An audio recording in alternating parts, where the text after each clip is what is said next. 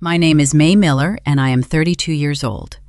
Yesterday morning, my father handed me a flattened cardboard box in front of 60 warehouse workers and told me to clean out my desk. I stood on the cold concrete floor of Miller Fine Foods in Grand Rapids, Michigan. The heavy smell of diesel fuel and raw cardboard hung in the air. Beside my father stood my mother wearing her practiced country club smile and my 26-year-old sister, Lexi. Lexi wore a pristine white linen blazer and a residual Mediterranean tan from a 3-year European vacation. That vacation was funded by the very company she was now appointed to lead. I had spent my 20s sleeping on a folding cot in this freezing warehouse, transforming our parents' failing deli into a regional distribution network. I negotiated the vendor contracts and optimized the delivery routes while my family took trips I was too busy to attend. And now, my father looked right through me. "Clean out your office, May," he said. His voice echoed off the metal rafters. My mother stepped forward and rested a hand on my shoulder. Her touch felt like ice. "You built this place for the family, sweetheart," she said, ensuring her voice carried to the back row of drivers. "Not for yourself. Lexi is stepping in as CEO." I did not scream. I did not defend my decade of labor. I took the box and walked away, demonstrating the silent compliance I had been conditioned to perform since childhood. Welcome back to Morning Revenge, where quiet people finally get to tell the loudest chapters of their lives. If stories about corporate betrayal, family boundaries, and the ultimate payback speak to you, drop a comment below telling me your age and where you are listening from, and be sure to subscribe. Now, let me take you back to the warehouse and the exit that started a war. The true sting was not the loss of the title. It was the sheer indignity of the execution. I carried the cardboard box into my office. The space smelled of stale coffee and thermal printer paper. I started pulling my framed degree and personal vendor files from the steel drawers. Lexi leaned against the doorframe, sipping an iced latte. She watched me gather my belongings with a look of mild boredom. Then she pointed a manicured finger at the ergonomic mesh desk chair behind me. "Leave the Herman Miller," she instructed. "It goes with the CEO title." I stopped and looked at the chair. I bought it with my own personal credit card 3 years ago, after pulling back-to-back night shifts to salvage a delayed dairy shipment. I looked back at Lexi. She had never unloaded a single crate or mapped a single delivery route in her life. My chest tightened, but I kept my breathing steady. "Understood," I said. I left the office and walked down the central aisle toward the loading bays. The warehouse staff applauded. It was a sparse, hesitant clapping, driven by confusion and a deep fear of my parents' retaliation. I kept my chin up and my eyes focused on the exit doors. Lexi beamed, waving at the forklift drivers as if concluding a parade. They believed they had just executed a seamless corporate coup. My mother thought she had reclaimed her empire. My father thought he had secured his golden child a future. They expected me to fade into the background and let them reap the rewards of my sweat. They were wrong. I loaded the box into the trunk of my sedan and shut the lid and looked at the warehouse one last time. What my parents willfully ignored is that modern distribution centers do not run on family legacy. They run on data and strict relationships. 10 years ago, before I ever held an official title, I built the proprietary logistics software that routes every truck, manages every invoice, and tracks every pallet inside that building. My parents had refused to pay the original filing fees, calling it computer nonsense. I patented the source code under my own name and quietly licensed it back to Miller Fine Foods for $1 a year. Furthermore, every major regional supplier had signed their key person contracts with me personally, not the company. I did not just leave them the building. I left them a ticking clock. I pulled out of the parking lot, feeling the heavy weight of 10 years lift from my shoulders. The trap was set, and by tomorrow morning, the alarm was scheduled to ring. I woke up before my alarm sounded. My body was hardwired to the unforgiving rhythm of the regional logistics industry. By 6 in the morning, I sat at my granite kitchen island, wrapping both hands around a ceramic mug of black coffee. The apartment was profoundly quiet. For the first time in a decade, my phone was not vibrating with panicked texts from night shift dispatchers. No one was asking me to authorize a late freight delivery or reroute a driver around a highway closure. The silence felt heavy in my chest. I watched the gray Michigan morning light creep across the hardwood floor, mapping the shadows of my furniture. At exactly 7 o'clock, the screen of my cell phone lit up.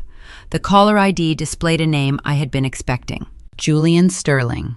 Julian was the chief executive officer of Sterling High-End Grocers. His chain of premium supermarkets stretched across the Midwest, and his account represented 40% of Miller Fine Foods' total annual revenue. I answered on the second ring. Julian did not offer a polite greeting. He skipped the pleasantries. "May," he said, his voice a low, gravelly baritone over the speaker. "I am looking at a press release that hit the wire at midnight. Your father quoted a lot of synergy and fresh directions.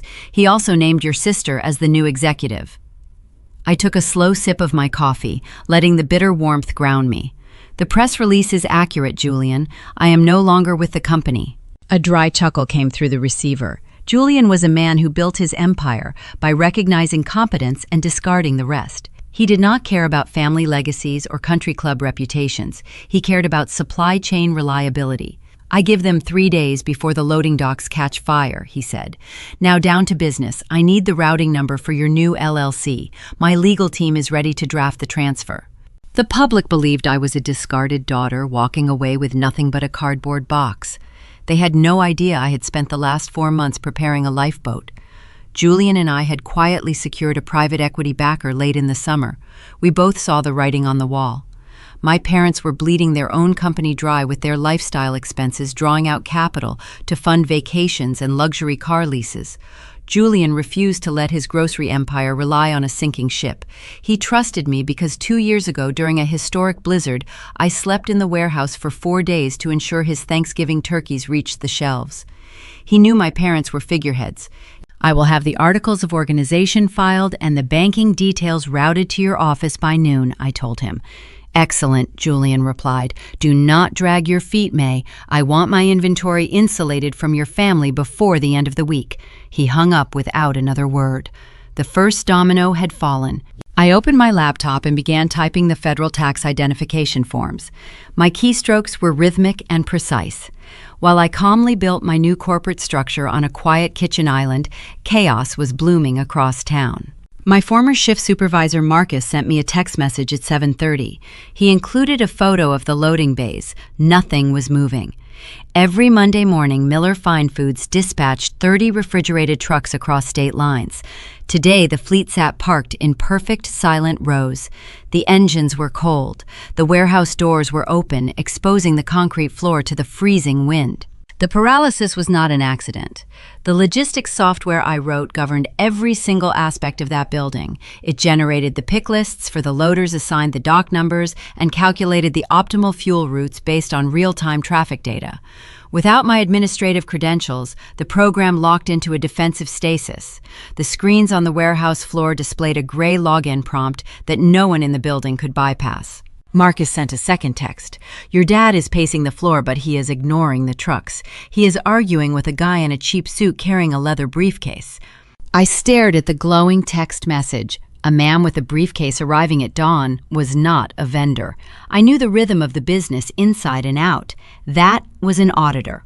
I remembered my father brushing off a letter last week, claiming it was a minor, annoying bank audit. He tossed the envelope into the trash without opening it, spinning his car keys on his index finger to feign indifference. My stomach tightened.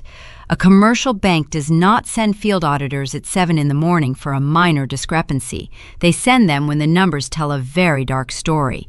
My parents had financial secrets they were actively hiding from me. The realization that they were drowning in undisclosed debt added a cold layer of validation to my exit. Meanwhile, the new chief executive was managing her own priorities. Lexi arrived at 8 in the morning holding a pink pastry box from an expensive downtown bakery. According to Marcus, she bypassed the stalled loading docks entirely. She walked straight into my old office and laid out a series of paint swatches across my former desk. The warehouse was bleeding thousands of dollars a minute in delayed perishable goods. Pallets of organic spinach and premium dairy were sitting on the warming docks, losing their temperature controls. Lexi was debating the merits of eggshell white versus soft cream for the walls. Marcus told me she tried to order the forklift drivers to load the trucks manually, using paper manifests from last year. The drivers simply stared at her. Manual loading without weight distribution data would cause the trucks to fail highway inspection scales. Lexi stormed back into the office, slamming the door and leaving the staff to stand around in the cold. At 9 o'clock, my phone buzzed again. I let it go to voicemail. 2 minutes later, I tapped the screen and held the speaker to my ear. Lexi sounded out of breath, but her tone dripped with the arrogant entitlement of a woman who believed the world existed to serve her convenience. May she began, her voice clipped and high. "We are trying to get the morning trucks out and the computers are frozen. The warehouse guys are standing around doing nothing and giving me attitude. Mom said you probably changed the passwords before you left to be vindictive. You need to stop being petty and fix the Wi-Fi immediately. I have a contractor coming in an hour to measure for new carpets and I cannot deal with this tech issue right now. Call me back and walk me through the router reset." I lowered the phone and placed it flat on the granite counter. She actually believed the backbone of a regional distribution network was a broken internet connection. She thought decades of intricate supply chain management could be fixed by unplugging a plastic router. She had no idea the software licenses had expired the second my termination paperwork was signed. She had no idea Julian Sterling was currently drafting a termination of services letter that would gut 40% of her operating budget. She had no idea the Wi-Fi was the least of her problems. I deleted the voicemail and closed my laptop. My new company was officially registered. The bank accounts were live. I walked to the window and looked out at the bare branches of the oak trees lining my street. The cold Michigan wind rattled the glass. The internal company sabotage was amusing, but it was small scale. The real destruction was going to come from the outside. I had planted a specific legal landmine deep in the vendor contracts years ago. I knew exactly which supplier was scheduled to arrive at the county line at 10 o'clock, and I knew their legal department was about to read the fine print. To understand how a family fractures, you have to examine the foundation beneath the drywall. 10 years ago, I was 22 years old. The warehouse heater broke in early November, and my parents refused to authorize the repair bill. My breath plumed white in the freezing air of the cramped dispatch office. I slept on a canvas folding cot positioned next to the humming server rack because the exhaust fans generated a tiny fraction of warmth. My spine ached constantly from the rigid metal crossbars. I worked 80-hour weeks managing inventory spreadsheets by the dull glow of a single desk lamp, trying to secure our first foundational dairy accounts. The smell of Freon and stale coffee seeped into my clothes. I lived in a state of permanent exhaustion, calculating fuel costs and arguing with regional distributors to keep our profit margins alive. During those same freezing nights, my cell phone would vibrate with social media notifications. Lexi was spending her semester abroad on a vague journey of self-discovery. I would stare at my cracked screen, watching videos of my sister standing on the teak deck of a yacht in Ibiza, holding a crystal champagne flute. The ocean behind her glowed an unnatural turquoise. She wore silk sundresses and swiped her credit card for designer sunglasses and exclusive club access. My parents quietly paid her climbing balances every single month, while I counted the pennies needed to keep the warehouse lights running. They viewed her indulgence as a necessary investment in her social standing. They viewed my labor as an expected, silent duty. That dynamic became the concrete slab our family rested on. Back in the present, that foundational rot was finally yielding to gravity. By mid-morning, the logistical paralysis at Miller Fine Foods shifted from an internal software glitch to an external catastrophe. It started 200 miles north in Traverse City. A convoy of refrigerated 18-wheelers belonging to the region's largest cherry cooperative reached the county line and pulled onto the shoulder of the highway. The drivers turned off their ignitions, leaving the heavy diesel engines to tick in the cold air. The cooperative did not stop because of a dispatch error. They stopped because their corporate counsel actually read the fine print of their supplier agreement. Years ago, when the business first expanded, I insisted on drafting our vendor agreements. I inserted a standard key person clause to protect the farmers. The language stated clearly that if I, May Miller, was no longer the executive guarantor of quality control and distribution, the contract became void immediately. The cherry cooperative harvested highly perishable premium fruit. They required a logistics director who understood the exact ambient temperature required to prevent $1 million worth of produce from turning to mush during transit. When the morning press release circulated naming Lexi as the new executive, the cooperative triggered the clause. They refused to load their seasonal harvest into trucks managed by someone with zero freight experience. The legal department sent a formal termination notice directly to the warehouse fax machine. Lexi did not understand the severity of a frozen supply chain. She assumed money and family charm could override a legal document. She found the contact file for our primary dairy supplier and dialed the number from my old desk. Arthur Caldwell ran a third-generation dairy farm that supplied raw milk to artisanal cheesemakers across 3 states. He possessed hands like cracked leather and an intense intolerance for corporate double talk. Marcus, my loyal former shift supervisor, texted me a real-time transcript of the phone call. Lexi adopted her most persuasive country club tone. She offered Arthur a temporary increase in transport rates if he released his morning shipment. She promised him a seamless transition and assured him the Miller family was committed to excellence. Arthur did not negotiate. He did not care about the Miller family name.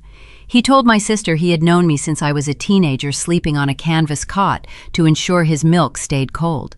He said he knew my work ethic and he knew hers. He delivered a single sentence that echoed through the dispatch office on speakerphone. "I would not trust you to distribute tap water, let alone my raw milk." He disconnected the line without waiting for a response. Lexi threw her smartphone against the drywall, leaving a dent in the freshly applied eggshell paint. Her polished facade cracked, revealing the panicked amateur underneath. Over the next 14 days, the warehouse transformed into an industrial graveyard. The silent trucks sat in the lot, gathering a thin layer of frost on their windshields. Without the routing software, the few drivers who attempted manual deliveries ended up idling in way station lines or missing narrow delivery windows. Produce rotted on the loading bays, filling the air with the sickening sweet stench of decaying fruit. 6 major agricultural partners halted their shipments, citing the exact same key person clause. The financial loss was staggering. Every missed delivery triggered a penalty fee, compounding the disaster. Lexi responded to the crisis by unraveling. She paced the concrete floor in her expensive leather boots, shouting at the remaining warehouse staff. She blamed the forklift operators for the spoiled inventory. She blamed the dispatchers for the angry phone calls from stranded drivers. She blamed everyone except the face in her mirror. The workers watched her throw tantrums with quiet disgust. They remembered the steady, calm hand I used to guide them through blizzards and supply shortages. They recognized that the new chief executive was a hollow shell, playing dress-up in a decaying building. While my sister screamed at minimum wage workers, I sat in the quiet comfort of my living room. I drank jasmine tea and reviewed digital contracts on my tablet. My newly formed supply chain management firm was running with lethal efficiency. Every single farm that terminated their relationship with Miller Fine Foods reached out to me. They wanted the reliability they had grown accustomed to over the past decade. Within 2 weeks, I signed all 6 of the major suppliers my parents were bleeding. I offered them better margins, a guarantee of stability, and my personal cell phone number. I was acquiring my parents' empire piece by piece without raising my voice. My parents' business was hemorrhaging revenue by the hour. Their anchor clients were gone. Their warehouse was a monument to their own hubris. Lexi realized her charm offensive had failed, and the staff was nearing a walkout. She could not buy a new logistics system, and she lacked the technical knowledge to build one. She needed the proprietary data I took with me. She needed the source code and the client contact lists I kept backed up on a physical silver hard drive. The digital firewall I built around my cloud server was impenetrable, so she decided to bypass the internet entirely. At 2 in the afternoon, I sat at a corner table in a local Panera Bread, finalizing the routing schedules for the Cherry Cooperative. My cell phone vibrated against the table. It was not a text message from Marcus. It was an automated push notification from my home security system. A proximity sensor had been triggered. The front door of my apartment had just unlocked. My pulse quickened. The deadbolt required a physical key, and only 2 copies existed. I held one in my pocket. My mother kept the other for extreme emergencies, and my mother had just handed that key to a desperate, panicked woman willing to commit a felony to save her own ego. I sat in the corner booth of the crowded cafe, staring at the glowing notification on my tablet screen. The digital text confirmed a proximity breach at my personal residence. My mother had abused her emergency privileges. She handed my apartment key to my sister, turning a fundamental family boundary into a tool for corporate espionage. I did not panic or rush toward the exit. I calmly placed my ceramic teacup on the smooth wooden table and opened the live video application connected to my living room security camera. The high-definition feed buffered for a fraction of a second before illuminating the screen. Lexi stood inside my entryway. She was breathing heavily. Her expensive silk blouse was wrinkled, and her dark hair was sticking to her forehead in disorganized strands. She looked nothing like the polished executive who had dismissed me in front of 60 employees just days prior. She looked exactly like a cornered animal. Lexi lacked the basic intelligence to execute a sophisticated cyber attack. 3 years ago, she failed out of a prominent interior design program in Chicago because she refused to learn the required computer-aided drafting software. She paid classmates to complete her digital rendering assignments until the university caught the plagiarism and quietly asked her to leave. My parents framed the expulsion as a creative difference of opinion. They financed her European vacation to soothe her injured pride. Lexi never learned how to build intricate systems. She only knew how to forcefully take things that belonged to other people. So when faced with a locked digital server, she resorted to brute force physical intrusion. I watched her tear through my home. It was a quiet and devastating moment of heartbreak. My hands trembled slightly against the edge of the cafe table. I was not shaking from fear or anger. I was experiencing the profound grief of watching my own sibling treat me like an enemy combatant. There was no hesitation in her movements. She felt entirely justified violating my personal sanctuary. She threw my velvet couch cushions onto the hardwood floor. She knocked over a potted plant, scattering dark soil across the rug. She was searching frantically for the master backup hard drive containing the client contact lists and the complex pricing algorithms that kept our family business alive. She moved into my home office, and the camera angle shifted. She began emptying the contents of my filing cabinet onto the floor. I watched her manicured fingers claw through my tax returns and old utility bills. Finally, she dropped to her knees and reached into the bottom drawer of my heavy oak desk. Her hand emerged holding a thick silver hard drive. Lexi gasped, and a wide smile spread across her face.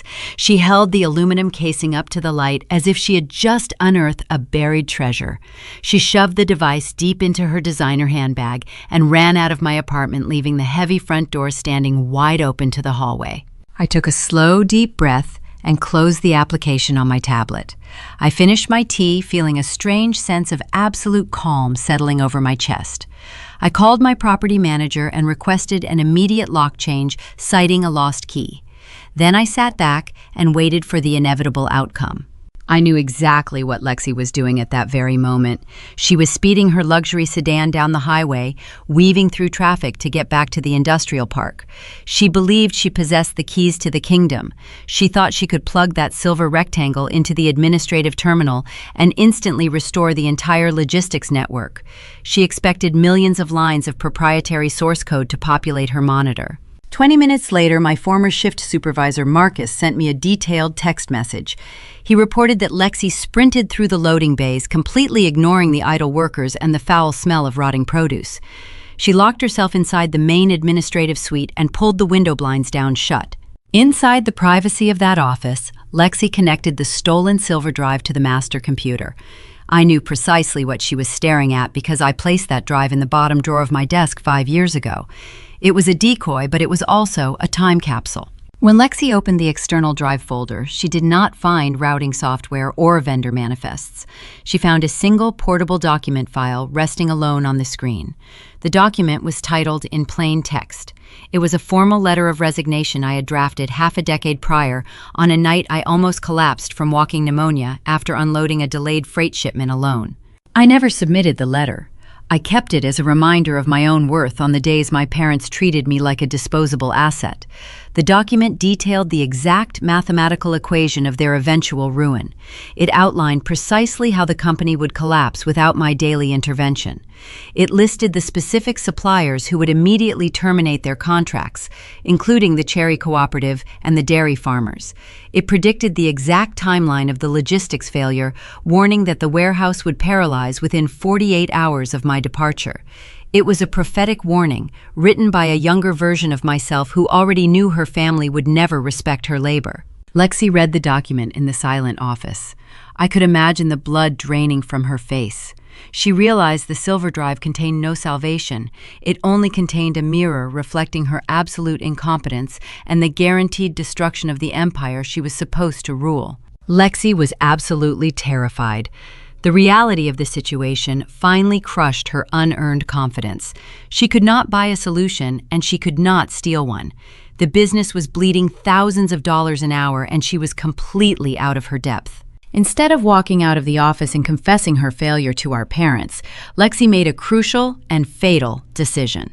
She unplugged the useless device and threw it into the bottom of the trash can, covering it with crumpled paper.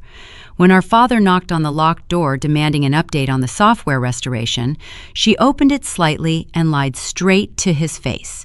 She told him she had successfully bypassed my security measures and was currently downloading a patch that would fix the trucks by the afternoon. Her lie created a massive vacuum of false hope. Because she hid the terrifying truth from Richard and Helen, they believed they still had time to salvage the week. They believed the bleeding would stop. But time was the one currency our family was entirely out of. To keep her dangerous illusion alive, Lexi needed to move the rotting freight immediately. She bypassed all of our vetted agricultural partners and picked up the telephone. She placed a panicked call to a secondary, unregulated freight carrier known for predatory pricing and unreliable drivers. She offered them triple our standard transportation rate to clear the loading docks instantly. She signed a binding emergency contract using a line of credit the company did not actually possess. She thought she was buying a temporary fix to cover her tracks. She had no idea she just invited a massive financial predator right through the front door. I needed a diversion. Lexi had just signed a catastrophic agreement with a predatory emergency freight carrier to hide her technological incompetence from our parents. She had expensive third-party trucks rolling up to our loading bays, but absolutely no premium clients left to fill the refrigerated trailers. The Cherry Cooperative was gone. The dairy farmers were gone. If my father realized the total volume of their lost revenue, he would panic. A panicked man with a bruised ego and a retained legal team could file a frivolous injunction against my newly formed company just to tie me up in court. I could not afford to fight a protracted legal battle while actively onboarding Julian Sterling and his massive grocery account. I needed my parents to look the other way. I needed to feed them a very specific type of poison disguised as a gourmet meal. To understand my strategy, you have to understand the fundamental difference between how I view logistics and how my family views business. When I was 25 years old, I spent an entire winter building a profit density matrix. I learned the hard way that gross revenue is a vanity metric. A large account is completely useless if the operational costs required to maintain it consume the profit margin. My parents never grasped this concept. To them, a signed contract with a recognizable brand was a country club trophy. They cared about the prestige of the client list rather than the actual cash flow. They chased shiny objects. I decided to give Lexi the shiniest object in our entire portfolio. His name was Victor Rossi. He owned an exclusive specialty foods importation company based out of Chicago. Victor dealt in highly volatile luxury goods, like white truffles, beluga caviar, and unpasteurized artisanal cheeses from rural France. His cargo was exceptionally fragile, and his personality was entirely toxic. Victor demanded delivery windows calculated down to the exact minute. He required continuous thermal imaging logs of his pallets every 15 minutes during transit.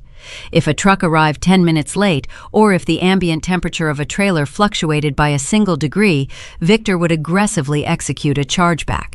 He would demand full refunds while keeping the slightly delayed product to sell at a discount. Managing his account required a dedicated dispatcher and constant manual oversight. The profit margin was razor thin, and the emotional toll on my drivers was immense. I had drafted a termination of services letter for Rossi Artisan Imports last week. I planned to fire him on Friday. Instead, I logged into my encrypted cloud server and deliberately opened a tiny back door to the legacy system at Miller Fine Foods. I unblocked Victor Rossi from the restricted client manifest. I left his contact information routing requirements and upcoming holiday shipment schedule sitting completely unprotected on the main administrative dashboard. It was a calculated red herring, and my sister swallowed it whole. My former shift supervisor, Marcus, kept me updated from the warehouse floor. According to Marcus, Lexi walked into the dispatch office around noon, carrying a leather clipboard. She saw the unlocked Rossi file glowing on the monitor. Because she possessed absolutely zero technical literacy, she assumed the software patch she lied about earlier had actually worked. She believed she had successfully recovered a massive legacy account through sheer executive willpower. Lexi immediately dialed Victor's cellular phone. Victor had been ignoring our warehouse for 2 days because his previous emails went unanswered during the initial software blackout. He was furious and threatening litigation. Marcus listened as Lexi deployed her most aggressive and sycophantic charm. She apologized profusely, blaming a rogue former employee for the communication breakdown. To appease Victor's massive ego and secure the holiday shipment, Lexi made a fatal concession.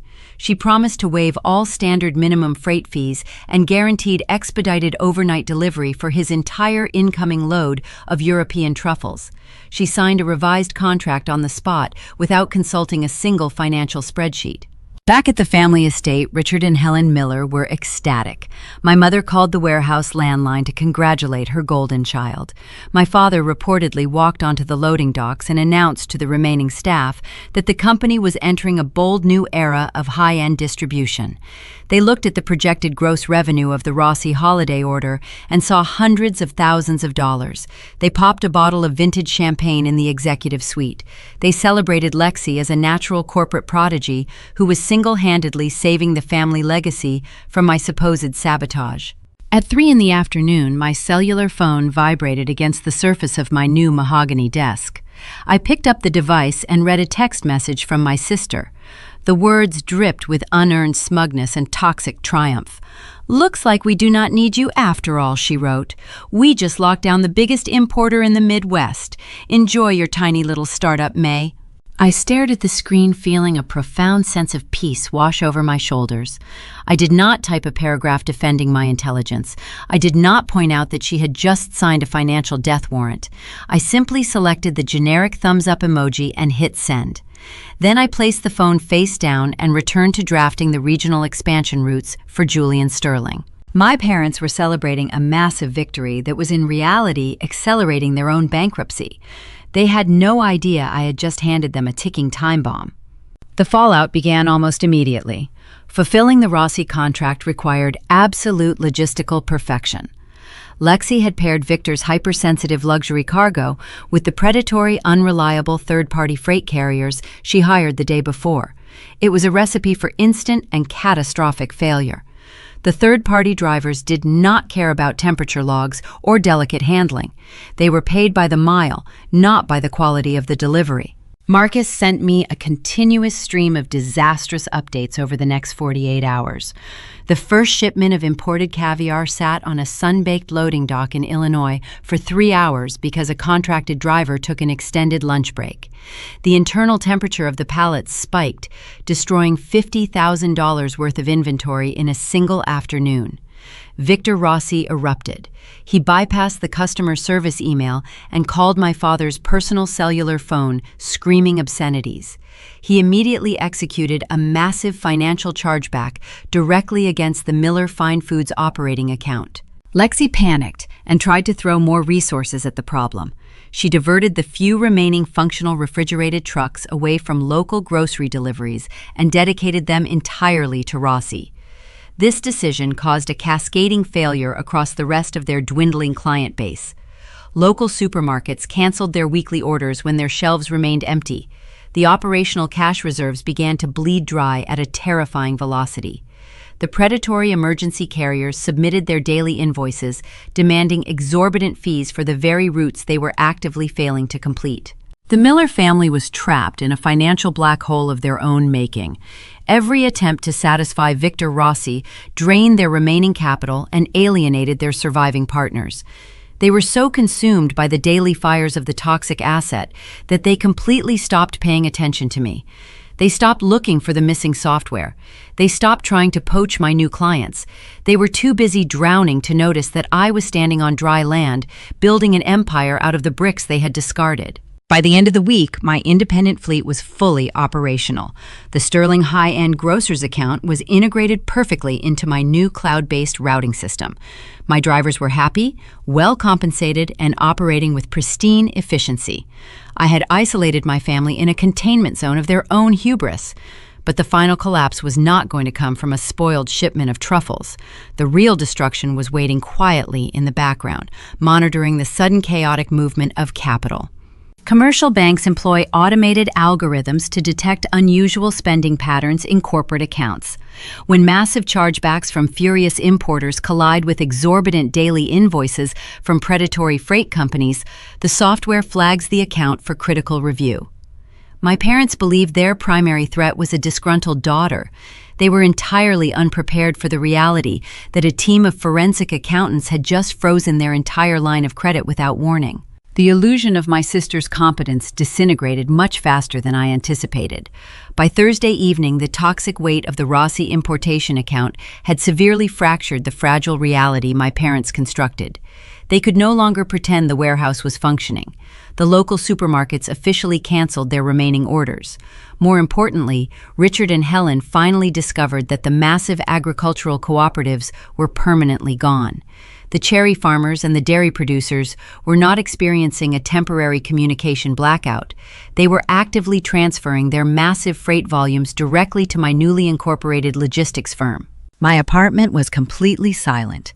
I stood in my kitchen preparing a simple dinner of roasted vegetables and quinoa. The digital clock on the microwave displayed 8:45. Outside, the Michigan winter was tightening its grip on the city, coating the streetlights in a hazy layer of frost. Inside, my home felt like a fortress of solitude and calculated precision. The aroma of garlic and olive oil filled the air, grounding my senses.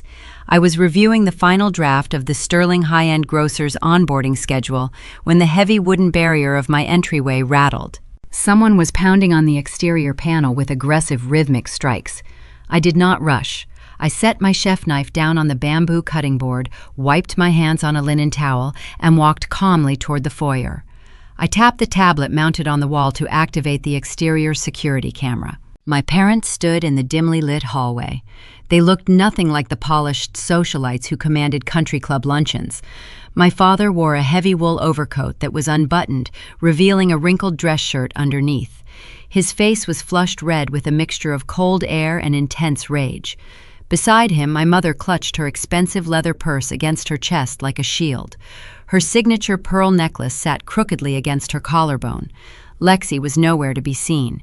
They had left their golden child behind to clean up the rotting produce while they came to neutralize the perceived threat. I disengaged the deadbolt and pulled the door open, leaving the chain unhooked. I did not invite them inside. Helen pushed her way forward, stopping just inches from the threshold. Her voice, normally a carefully modulated instrument of passive aggression, shattered into a shrill accusation. "You are destroying this family," she hissed her breath, pluming in the drafty corridor. "We gave you everything, and you repay us with corporate sabotage? You stole Arthur Caldwell and the produce contracts out of pure malicious jealousy, because you could not handle your younger sibling taking her rightful place." I observed her frantic energy without absorbing any of her manufactured panic. I shifted my gaze to my father. He was standing slightly behind her right shoulder. His right hand was raised near his waist. His index finger was twirling a silver keyring in tight, rapid circles. The metal keys clinked together, producing a sharp, metallic rhythm. That tiny gesture was the most revealing detail in the entire hallway. Growing up, I learned to read my father's physical tells long before I understood his words. Whenever he was in absolute control of a situation, his hands remained perfectly still, resting casually in his pockets or folded across his chest. He only spun his car keys when the ground beneath him was collapsing. He did it 20 years ago when his first neighborhood deli faced foreclosure. He did it 5 years ago when the regional tax authority audited the warehouse for payroll discrepancies. The rapid spinning meant he possessed no leverage, and he was terrified. Richard stopped the metallic twirling and reached inside his coat pocket. He pulled out a folded piece of thick stationery and thrust it toward my chest. "Take it," he commanded, his tone attempting to project a hollow authority. I accepted the paper. It was printed on the official Miller Fine Foods letterhead. The document was titled "Cease and Desist." I scanned the paragraphs, absorbing the poorly constructed legal jargon. The text accused my new enterprise of tortious interference and demanded I immediately halt all communication with their former vendors. Attached to the second page was a retroactive non-compete agreement. It included a blank signature line waiting for my ink. They were demanding I sign away my right to work in the regional logistics industry for the next 5 years. The sheer audacity of the demand was almost impressive. They were hemorrhaging capital trying to satisfy the impossible demands of the Rossi account, while their core business evaporated. Instead of fixing their own operational failures, they believed they could simply intimidate me into submission. They thought they could command the ocean to stop rising by waving a piece of paper. I carefully folded the document along its original creases. I held it out and placed it gently back into my father's trembling hand. "I am not signing that," I stated, my tone perfectly level. Helen gasped, clutching her purse tighter. "You will sign it, May, or we will sue you into absolute oblivion. We will drag you through federal court until you are bankrupt. You have zero right to steal the empire we built." I looked directly into my mother's eyes. The street lights outside cast long shadows across her face, highlighting the deep lines of stress forming around her mouth. "5 days ago, you stood in front of 60 employees and handed me a flattened cardboard box," I reminded her. "You told the entire warehouse that I built the distribution network for the family and not for myself. You explicitly stated my services were no longer required." "I am simply following your instructions, Helen." I left the building. My father stepped forward, trying to bridge the physical distance between us. "We are taking you to court first thing tomorrow morning, May. You cannot legally solicit our clients. That is a direct violation of executive protocol." My chest remained completely still. I did not raise my voice or match their escalating hysteria. The American legal system relies heavily on documented employment conditions, Richard. In order to enforce a non-compete agreement, an employer must require the worker to sign the contract during their active tenure. Usually, that signature is accompanied by financial consideration or a severance package. I paused, letting the cold reality of the situation settle over them. "You forgot to have me sign one. During my 10 years of service, you never bothered to formalize my employment contract because you preferred to pay me a fraction of a standard executive salary. You cannot retroactively restrict the labor of a woman you publicly fired without cause and without severance. Your legal threat is entirely hollow. Any judge in Michigan will toss that poorly drafted letter straight into the incinerator." The silence that followed my statement was absolute. The rhythmic clinking of the keys had stopped completely. My father stared at me with his mouth slightly open, unable to formulate a coherent rebuttal. He realized in that exact moment that his dictatorial power only existed inside the walls of his warehouse. Out here in the real world, governed by contract law and corporate data, he was completely defenseless against his own offspring. Helen opened her mouth to scream another insult, but no sound materialized. The realization of their vulnerability paralyzed her. They had arrived at my home expecting the obedient, silent daughter who spent her 20s sleeping on a canvas cot. They found a formidable competitor who understood the rules of engagement better than they ever did. "If you step foot on my property again, I will have you arrested for criminal trespassing," I stated quietly. "Good night." I closed the heavy wooden door, shutting the deadbolt with a solid click. I stood in the foyer, listening to their heavy footsteps retreating down the hallway toward the elevator. The silence of my exile was officially broken. The Cold War was over, and open warfare had commenced. They believed they were leaving to hire a more aggressive law firm. They thought they could find a ruthless attorney willing to bully me into returning the agricultural contracts. They were completely oblivious to the fact that civil litigation requires massive amounts of liquid capital. Legal retainers cost tens of thousands of dollars paid up front. I walked back into my kitchen and picked up my chef knife. I resumed preparing my dinner, feeling a deep, satisfying hunger. My parents were about to discover that funding a frivolous lawsuit was impossible when your primary commercial bank account was frozen. The financial trap I set earlier in the week was finally closing, and the forensic auditors were scheduled to arrive at the Miller Fine Foods corporate office at dawn. I drove through the streets of Grand Rapids shortly after sunrise. The sky was a pale, bruised purple, signaling an approaching winter storm. I navigated my sedan away from the industrial warehouse district and steered toward the towering glass structures of the downtown financial sector. For the past decade, my morning routine consisted of breathing diesel fumes and arguing with exhausted forklift operators. Today, I wore a tailored charcoal blazer and leather heels that clicked sharply against the pavement. I walked through the revolving doors of my commercial bank, feeling a strange sense of absolute clarity. The chaotic confrontation with my parents the previous night had severed my last emotional tether. I was no longer a discarded daughter playing defense. I was a corporate executive executing a flawless transition. My commercial banker David waited for me inside a pristine glass-walled conference room. The space smelled of expensive espresso and leather upholstery. David was a meticulous man who appreciated aggressive profit margins and pristine credit histories. He poured 2 cups of black coffee and slid a thick stack of finalized approval documents across the polished mahogany table. We spent the first 30 minutes reviewing the architecture of my new limited liability company. Everything was operating with lethal efficiency. The private equity funding I secured with Julian Sterling was resting safely in my primary operating account. My independent fleet of drivers was fully insured and hitting their delivery windows with perfect accuracy. The massive agricultural cooperatives I absorbed from my parents were already generating a positive cash flow.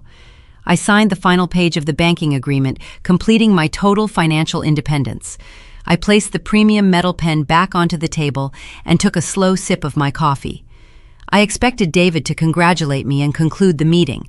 Instead, his professional demeanor fractured slightly. He closed his thick leather folder and leaned forward, resting his elbows heavily against the wood. He lowered his voice, reducing his tone to a near whisper, even though the room was completely soundproof. David informed me that the forensic accounting software at his institution automatically scans the accounts of affiliated corporate entities during massive capital transfers. Because my name remained listed as a secondary guarantor on several old vendor insurance policies, the banking algorithm swept the financial data of Miller Fine Foods. David took a deep breath and looked directly into my eyes. He explained that the primary operating accounts for my parents' business were completely frozen. The financial freeze was not initiated by a temporary hold or a software glitch. It was executed forcibly by a third-party creditor. I frowned and set my ceramic mug down. My parents held a standard commercial mortgage on the warehouse building, but they never utilized third-party lenders. They always prided themselves on remaining independent from outside investors.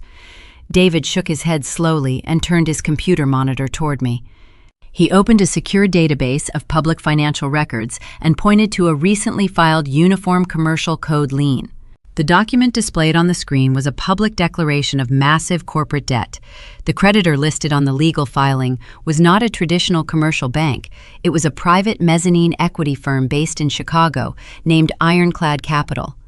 I recognized the name immediately. Ironclad Capital was notorious throughout the regional finance sector. They were a sophisticated shark equity group. They specifically targeted distressed family-owned businesses with predatory, high-interest loans. They operated entirely within the boundaries of American corporate law, but their tactics were notoriously ruthless. They offered massive injections of fast liquid cash wrapped in suffocating repayment terms. If a vulnerable borrower missed a single scheduled payment, Ironclad possessed the absolute legal authority to instantly freeze all corporate assets and begin immediate liquidation. My father had secretly leveraged the entire warehouse, the delivery fleet, and the land beneath the building to borrow an astronomical sum of money. I stared at the glowing numbers on the monitor, trying to comprehend the sheer scale of the financial disaster. The principal loan amount was staggering. The mathematical logic simply did not align with standard business operations. My parents did not purchase new delivery trucks. They did not upgrade the aging warehouse infrastructure or authorize repairs for the broken heating system in the dispatch office. The money never entered the company's supply chain.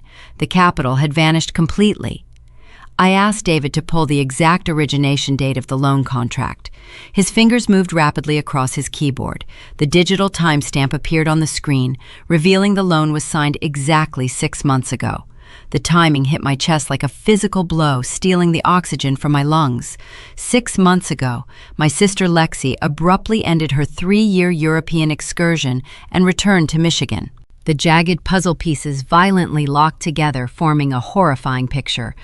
Lexi had not been on an extended vacation seeking personal enlightenment. She had attempted to launch a luxury Mediterranean lifestyle brand overseas. I vaguely remembered her posting endless digital photographs of branded linen apparel and imported organic skincare products. My parents had funded the initial startup costs, assuming her natural charisma would generate millions in international sales. Instead, Lexi accumulated a catastrophic amount of foreign debt. She lacked basic financial literacy. She signed disastrous manufacturing contracts with overseas vendors using our parents' names as personal financial guarantors. When the vanity project completely collapsed, the European creditors demanded immediate repayment. My parents were faced with total social humiliation and severe international bankruptcy. They needed a massive amount of liquid cash instantly to save their golden child from ruin. Traditional banks refused to lend them the money because their gross revenue could not mathematically justify the loan. So my father signed a desperate deal with the sharks at Ironclad Capital. But taking the money was only the first step of their deception. They needed a legally plausible mechanism to transfer corporate funds directly to Lexi so she could pay off her personal debt without triggering federal embezzlement flags. That was the exact moment they decided to make her the chief executive officer. The promotion was never about fresh vision or securing the family legacy. It was a sophisticated money laundering operation. They fired me in front of 60 employees so they could legally justify paying Lexi a massive executive salary. Every single dollar she earned in her new role was being secretly wired to Chicago to service the shark equity debt. My hands gripped the edge of the mahogany table until my knuckles turned completely white. The polished wood felt like ice beneath my palms. A sickening realization washed over my entire body, dismantling every lingering piece of familial loyalty I ever possessed. For 10 years, I slept on a canvas folding cot in a freezing dispatch office. I worked 80-hour weeks and ignored my own physical health to keep our fragile profit margins alive. I believed I was building a permanent legacy for my family. In reality, I was directly funding my sister's luxurious irresponsibility. My exhaustion financed her designer sunglasses and her yacht rentals in Ibiza. My sweat paid for her massive international failures. I was never a beloved daughter to Richard and Helen Miller. I was merely a biological, automated teller machine. They extracted my labor to shield their favorite child from the devastating consequences of her own staggering incompetence. The lingering guilt I felt about walking away completely evaporated. The invisible chains of daughterly obligation shattered, turning to useless dust in the sterile air of the bank office. A new, intense sensation replaced the sting of betrayal. It was a cold, clinical, and absolute determination to protect my own future. I realized my family business was not simply struggling to manage logistical delays and unhappy vendors. The entire Miller empire was heavily mortgaged to extremely dangerous financial predators. My parents had built a towering house of cards directly on top of an active landmine. I thanked David for his crucial discretion and walked out of the commercial bank. The freezing winter wind hit my face, but I did not feel the chill. My mind was moving at a terrifying velocity. I pulled my cellular phone from my tailored pocket and checked my encrypted server logs. I needed to see exactly how the warehouse was managing the frozen accounts while trying to fulfill the toxic Rossi order. I accessed the restricted logistical dashboard I intentionally left open for Lexi. I reviewed the digital profile of the emergency freight carrier she hired yesterday. I traced the Federal Transportation Identification Number of the emergency fleet through a public federal registry. The predatory trucks currently sitting on my parents' loading docks did not belong to an independent contractor. They were a subsidiary asset owned entirely by Ironclad Capital. Lexi had unknowingly invited the sharks directly onto the property. The predators were inside the building, and they were about to lock the doors forever. My mother realized she could not defeat me in a corporate boardroom. She lacked the intellectual capacity to understand complex supply chain logistics, and she possessed absolutely no legal leverage to stop my newly formed enterprise. But Helen Miller was a master of a very specific type of combat. She understood the weaponization of small-town social dynamics better than anyone in Michigan. When the terrifying reality of her financial ruin began to close around her, she retreated to the only arena where she still commanded absolute authority. She went to the country club, and she went to church. To understand my mother, you must understand her currency. Helen traded exclusively in reputation and perceived morality. For 30 years, she sat on the prestigious charity committees and organized the Sunday prayer circles. She cultivated a pristine image of the perfect matriarch leading a prosperous local empire. When that image threatened to shatter under the weight of massive debt, she decided to control the blast radius by painting a target squarely on my back. The smear campaign was executed with terrifying precision. Helen began planting the seeds of destruction during a Tuesday morning women auxiliary brunch. She sat at a table draped in pristine white linen, surrounded by crystal water goblets and silver cutlery. She waited until the plates were cleared before manufacturing her devastating narrative. She dabbed the corners of her eyes with a cloth napkin, producing a highly convincing display of maternal sorrow. She told the prominent wives of local business owners that I had not resigned gracefully. She claimed she and my father were forced to terminate my employment because I had been quietly embezzling operational funds from the family accounts for the past 4 years. She painted me as a greedy, vindictive daughter who stole proprietary data to fund my own selfish ambitions while leaving the family business completely paralyzed. The lies did not stop at financial theft. Helen knew that corporate espionage was too abstract to garner deep emotional sympathy from her peers. She needed a visceral emotional hook to make the gossip truly lethal. So she targeted the perceived vulnerability of my father. Richard Miller suffered from a minor case of seasonal arthritis in his left knee. It was a condition easily managed with over-the-counter medication and occasional physical therapy.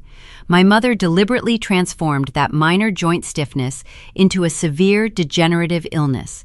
She told her congregation that my father was practically bedridden, relying on a cane to walk through his own home.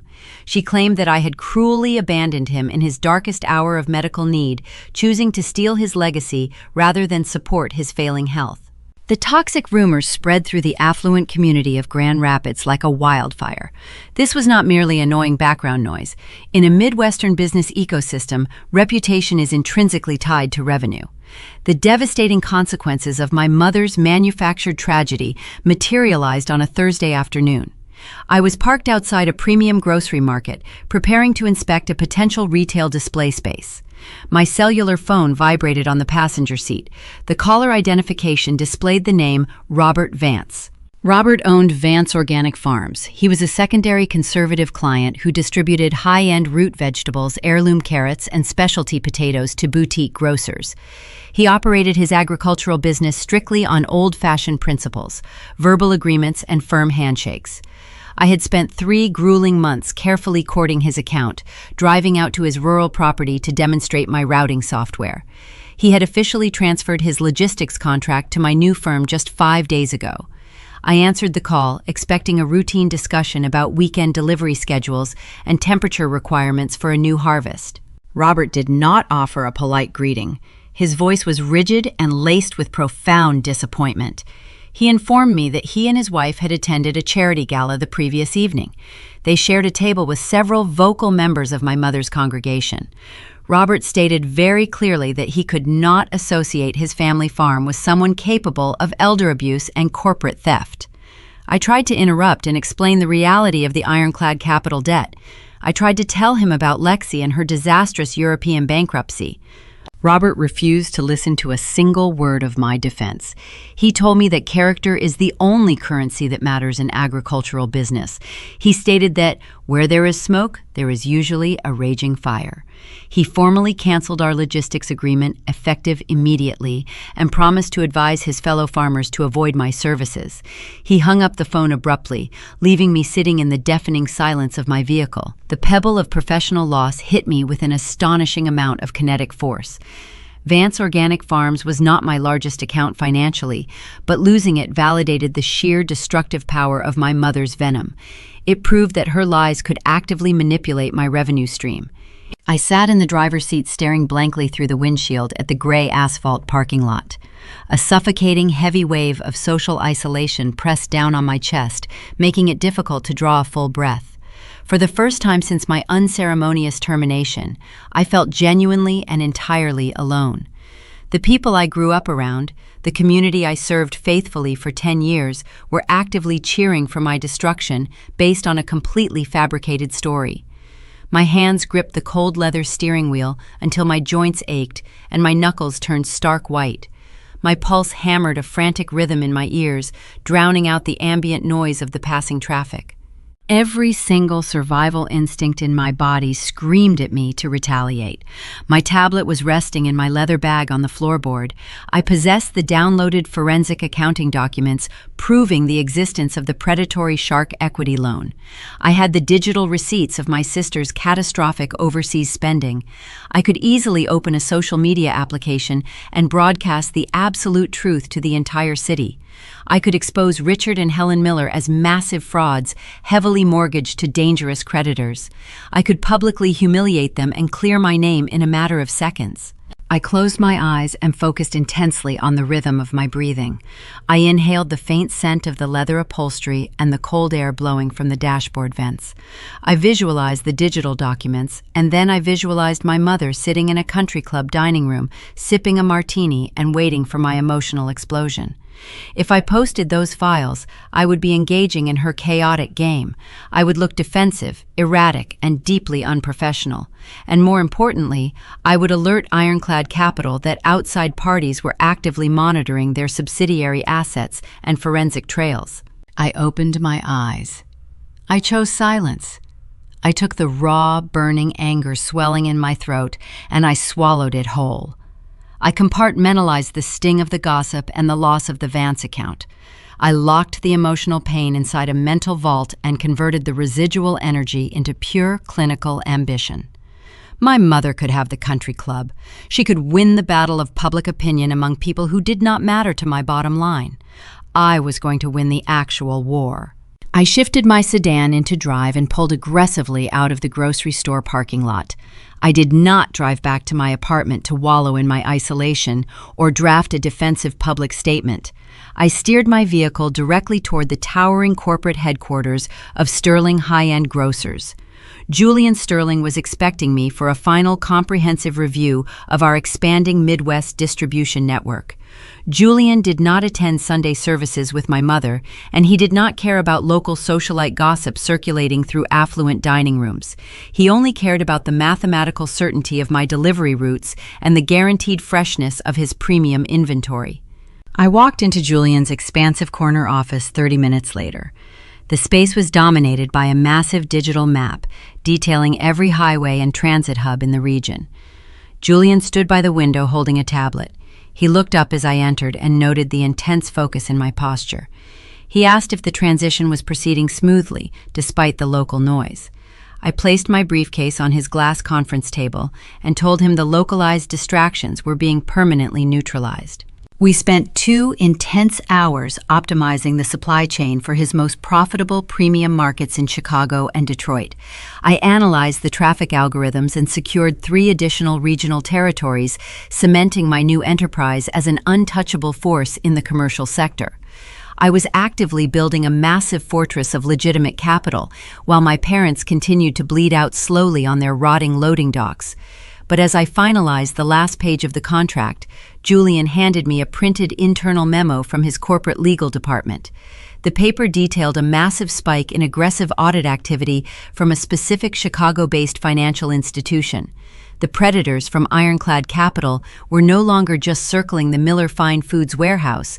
They were beginning to systematically evaluate the personal assets of the guarantors to prepare for total liquidation. And my name was still legally tethered to a forgotten piece of collateral hidden deep within the original property deed of my parents' private estate. The morning after my meeting with Julian Sterling, a heavy and aggressive knock rattled the front door of my apartment. I opened the wood panel and found a man wearing a plain gray windbreaker standing in the hallway. He did not introduce himself or offer a polite greeting. He simply asked to confirm my identity. When I nodded, he shoved a massive, thick manila envelope into my hands and walked away rapidly down the corridor. I stood in the foyer holding the heavy package. The paper felt unnaturally warm against my cold palms. I tore the adhesive flap open and pulled out 40 pages of dense legal text. My parents had decided to escalate our silent war into a public battlefield. They hired a notorious and extremely aggressive corporate litigator located in downtown Grand Rapids. His name was Harrison Vance, and he possessed a terrifying reputation throughout the Michigan business community. Harrison did not practice law to seek justice or negotiate fair settlements. He practiced law to completely obliterate small startup companies on behalf of wealthy, established corporations. He utilized a strategy of overwhelming financial shock and awe. He would bury his opponents in endless, frivolous motions until their legal defense funds evaporated, forcing them into submission. I read the first page of the lawsuit, and my stomach dropped violently. The document accused me of massive intellectual property theft. Harrison claimed that the proprietary routing software currently powering my new logistics enterprise belonged exclusively to Miller Fine Foods. He argued that because I developed the code while employed by my parents, the company automatically owned every single digital line of that architecture. But the actual lawsuit was not the terrifying part. The true horror was buried on the fourth page under a section titled Request for Preliminary Injunction. A preliminary injunction is a lethal weapon in corporate litigation. If a judge signed that specific piece of paper, my entire new business would be legally frozen before the weekend arrived. I would be forbidden from operating my trucks, contacting my drivers, or communicating with my clients until the lawsuit concluded. The judicial freeze would instantly destroy my newly signed contract with Julian Sterling. His premium groceries would sit rotting in a warehouse, and he would terminate our agreement immediately. My independent fleet would collapse, and I would be left completely bankrupt with a destroyed reputation. A wave of genuine, absolute panic washed over my entire body. My vision blurred slightly at the edges, and my pulse hammered a frantic rhythm against my ribs. I felt the crushing weight of the boulder rolling directly toward my fragile new empire. I grabbed my car keys and drove erratically across town, ignoring the speed limits until I reached the modest brick building where my own counsel practiced. My attorney was named Thomas, and he was the diametric opposite of the shark my parents hired. Thomas was a meticulous, unassuming man in his late 60s who favored faded tweed jackets and drank copious amounts of green tea. He operated a quiet boutique firm specializing in contract law and patent defense. I rushed into his office and dropped the massive stack of hostile documents directly onto his wooden desk. I paced the floor of his office, breathing heavily while he calmly adjusted his reading glasses and began scanning the 40-page threat. I expected Thomas to share my intense anxiety. I expected him to immediately begin drafting a frantic emergency defense motion to stop the injunction. Instead, the older man read the documents with a look of mild amusement. He reached the page demanding the immediate return of the routing software, and he stopped reading entirely. He placed the thick stack of paper down, took a slow sip of his tea, and looked up at me. He asked me to recall the exact sequence of events that occurred 10 years ago when the software was originally created. I stopped pacing and closed my eyes. The memory materialized instantly. I was 22 years old and exhausted. I had spent 6 months teaching myself complex coding languages during the quiet hours of the night shift. I built a dynamic algorithm designed to calculate fuel efficiency and monitor refrigerated trailer temperatures simultaneously. When the program was finally finished, I printed the federal patent application forms and brought them to my father's office. The federal filing fee was exactly $400. I asked Richard Miller to write a company check to secure the intellectual property rights for his business. My father laughed directly in my face. He told me he was not going to waste $400 of hard-earned company capital on imaginary computer nonsense. He dismissed my months of grueling labor as a silly hobby and ordered me to get back to the loading docks. I opened my eyes and looked at Thomas. I told him what my father said. I told him that I refused to let my creation remain unprotected because my parents explicitly rejected the technology. I took $400 out of my own meager personal savings account. I mailed the application to the Federal Patent Office myself. Thomas smiled. It was a small, highly satisfied smile. He stood up and walked over to a heavy metal filing cabinet in the corner of his office. He pulled open the bottom drawer and extracted a thin gray folder containing the original incorporation documents for my logistics algorithms.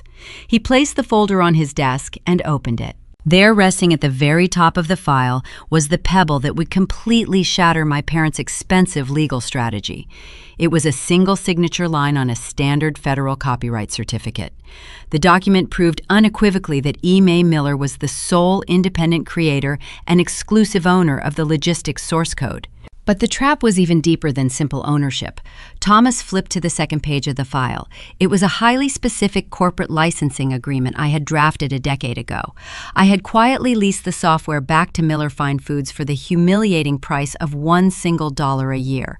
My parents never read the paperwork I handed them during a busy holiday rush. They simply signed the bottom line, assuming it was standard vendor bureaucracy.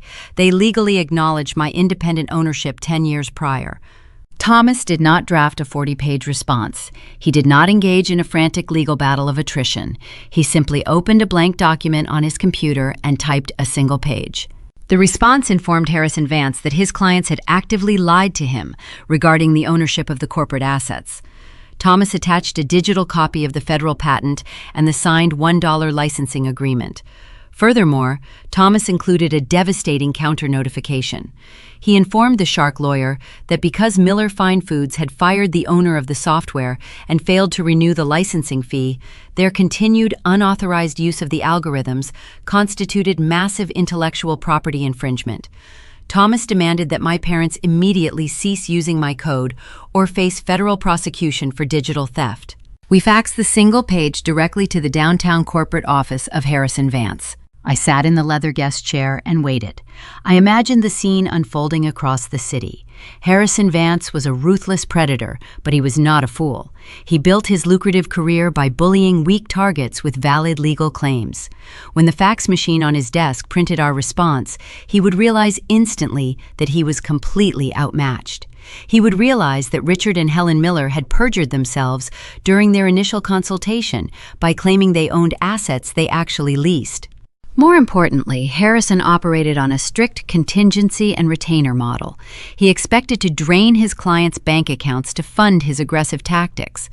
When he realized that my parents were not only guilty of federal intellectual property theft, but also completely broke due to the frozen commercial accounts, his reaction would be explosive. A shark does not protect a bleeding client. A shark cuts its losses and swims away. Exactly 45 minutes after we sent the fax, the telephone on Thomas' desk rang.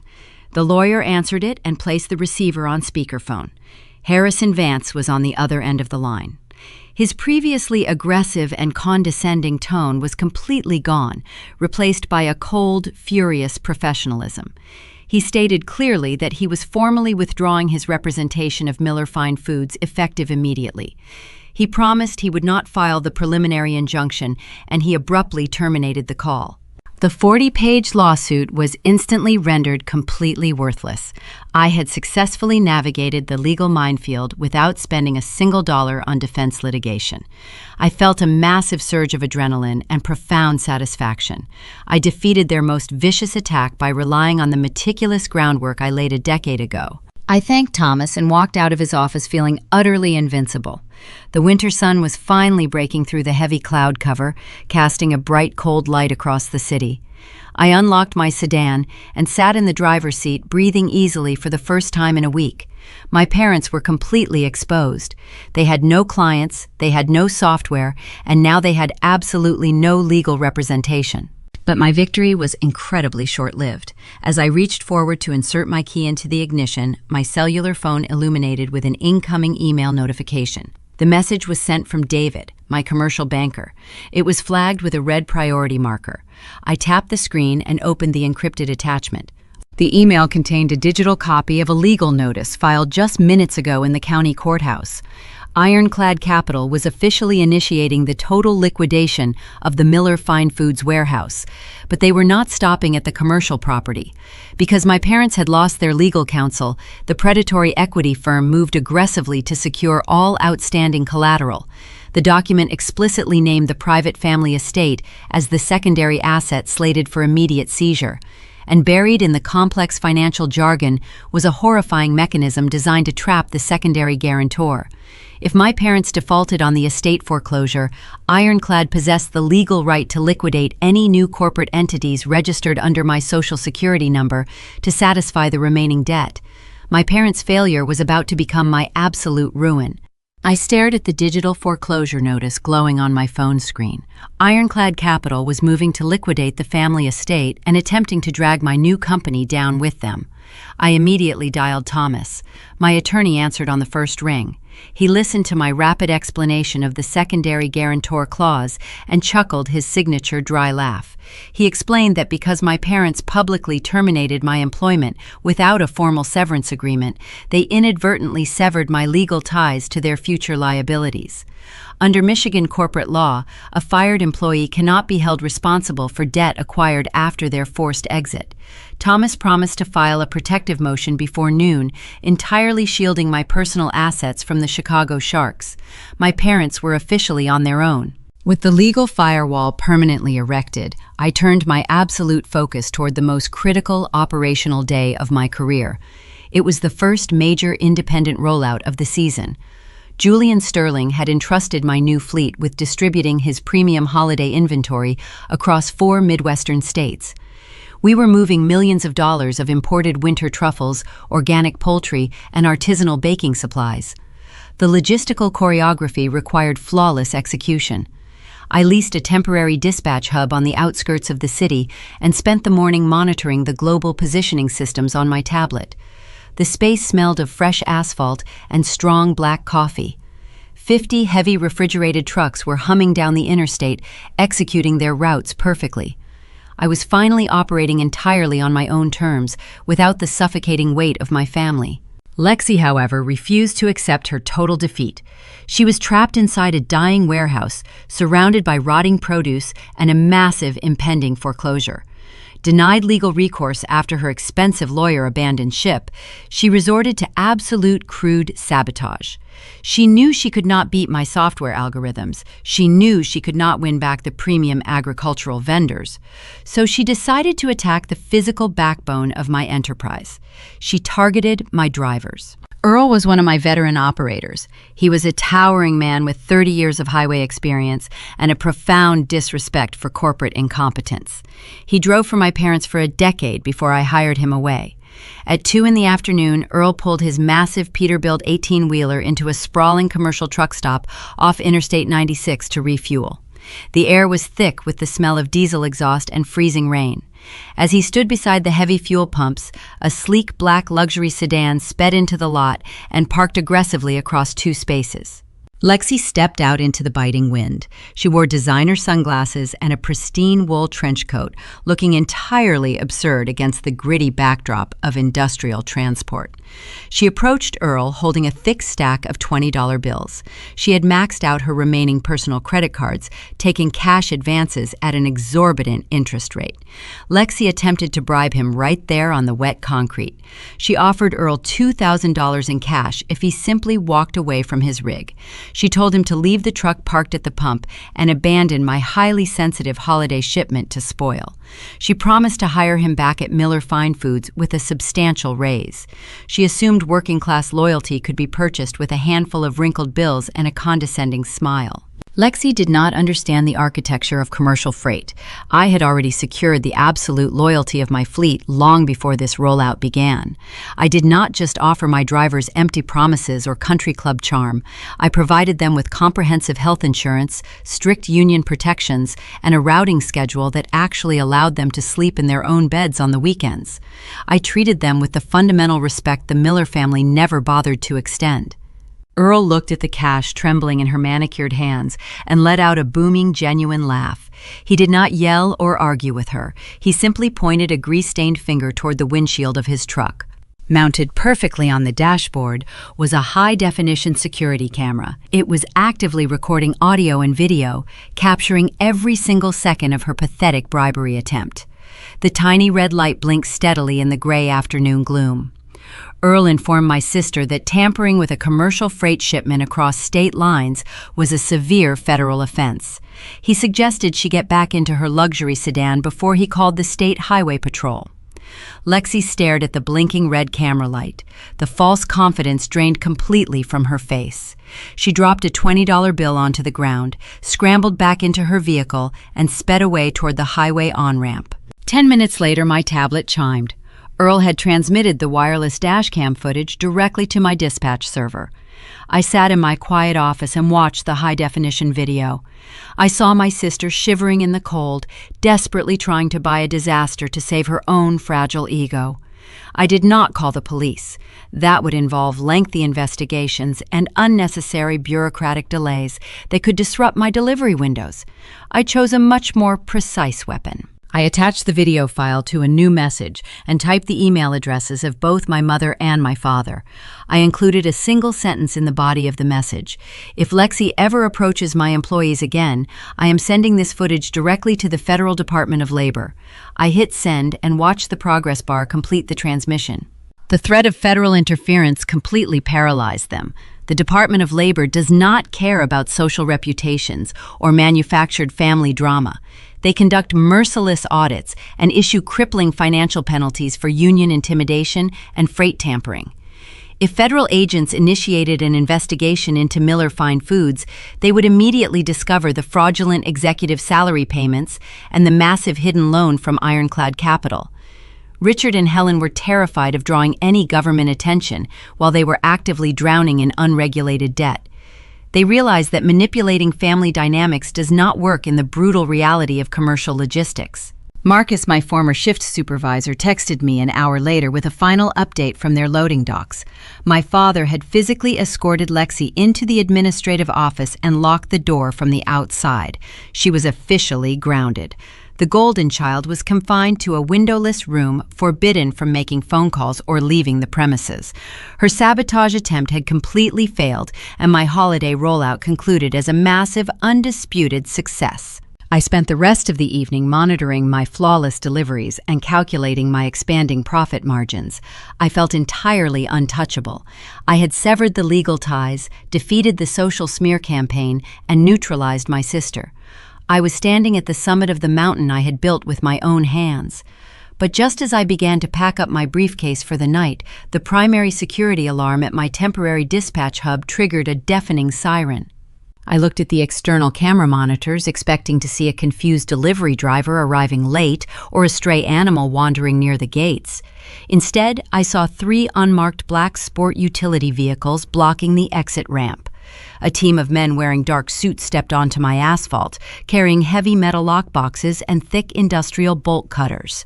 They were not federal agents, and they were not local police. They were the aggressive collection enforcement team from Ironclad Capital. My parents had somehow pointed the Chicago predators directly toward my new facility, and the sharks were looking straight into my security cameras. I stood perfectly still inside my illuminated dispatch center, watching the external security monitors. The aggressive collection team from Ironclad Capital had parked their black sport utility vehicles directly across my exit gates, blocking any potential movement. I did not panic or reach for the telephone to summon local law enforcement. I simply opened my leather briefcase and retrieved the freshly stamped judicial protective order Thomas had secured for me that very morning. I pushed open the heavy glass door and walked out into the freezing night air. The lead enforcer stepped forward, holding a massive pair of heavy steel bolt cutters. He demanded I surrender the keys to the facility immediately. I did not speak a single word. I simply handed him the crisp legal document. He pulled a heavy tactical flashlight from his utility belt and illuminated the paper. He read the official signature of the county judge, confirming my independent logistics enterprise was permanently and legally severed from the Miller family liabilities.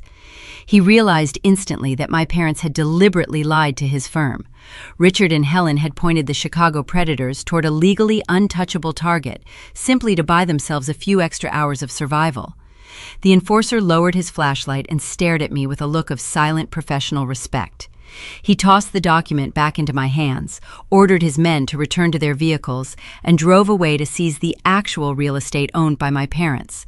The absolute final threat to my independence vanished completely into the dark winter sky. The calendar rapidly and aggressively shifted toward late November. It was the week before Thanksgiving. Within the American food supply industry, this specific time frame is a brutal and unforgiving pressure cooker. It separates competent freight operations from catastrophic failures. Every single domestic supermarket chain relies entirely on perfectly synchronized deliveries of seasonal poultry, fresh cranberries, and holiday baking essentials. Thanksgiving is the anchor of the entire fourth quarter profit strategy for these retailers.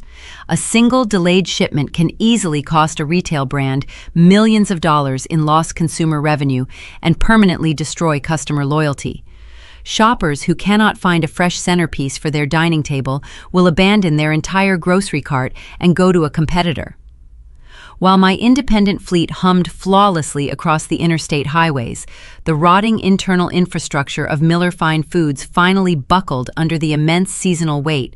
Lexi was entirely incapable of managing intricate delivery schedules without my proprietary routing algorithms. She attempted to rely on manual spreadsheets and outdated dry erase boards.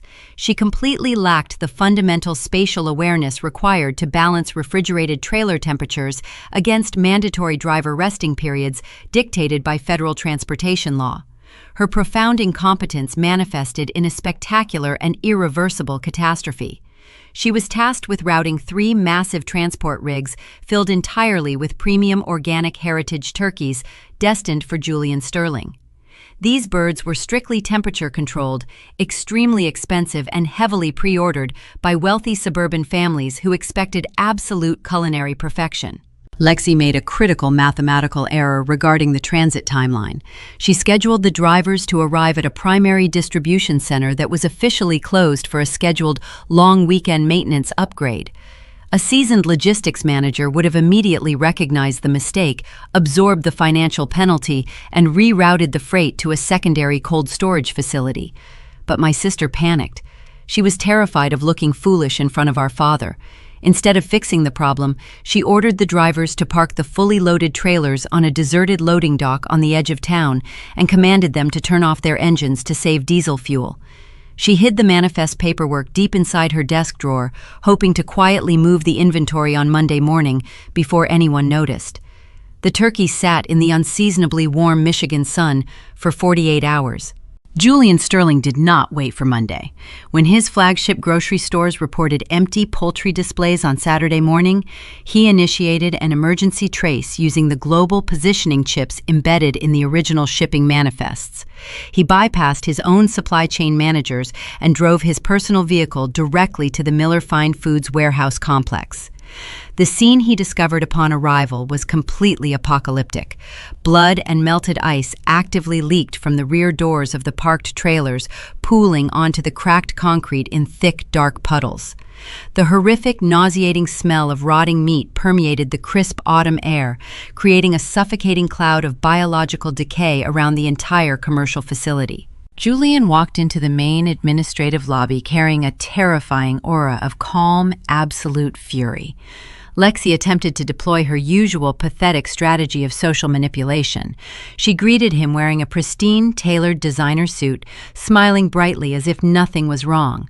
She gestured toward a newly purchased luxury machine and offered him a freshly brewed cup of imported espresso. She actually tried to dismiss the massive biological disaster rotting outside the window as a minor clerical glitch caused by a lazy, negligent driver. She believed her manufactured country club charm could somehow erase thousands of pounds of spoiled premium inventory. Julian did not accept the beverage. He looked at my sister with a level of profound, absolute disgust. He cut her off mid-sentence, refusing to entertain her delusional corporate theater.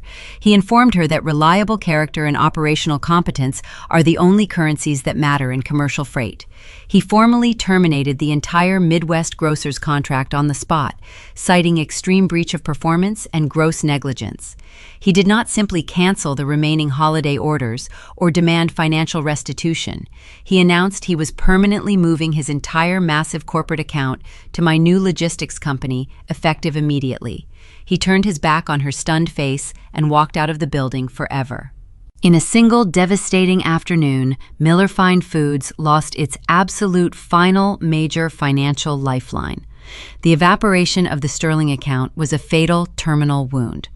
The veteran warehouse workers witnessed the entire chaotic confrontation from the adjacent hallway. They saw the rotting, ruined inventory outside and understood the grim reality of the situation. They knew the company payroll accounts were completely drained by the shark equity payments. Experienced forklift operators and seasoned loading dock managers silently began packing their personal belongings into cardboard boxes. They had dedicated years of their lives to building this enterprise, but their loyalty evaporated in the face of blatant executive incompetence. Marcus, my former shift supervisor, led the spontaneous exodus.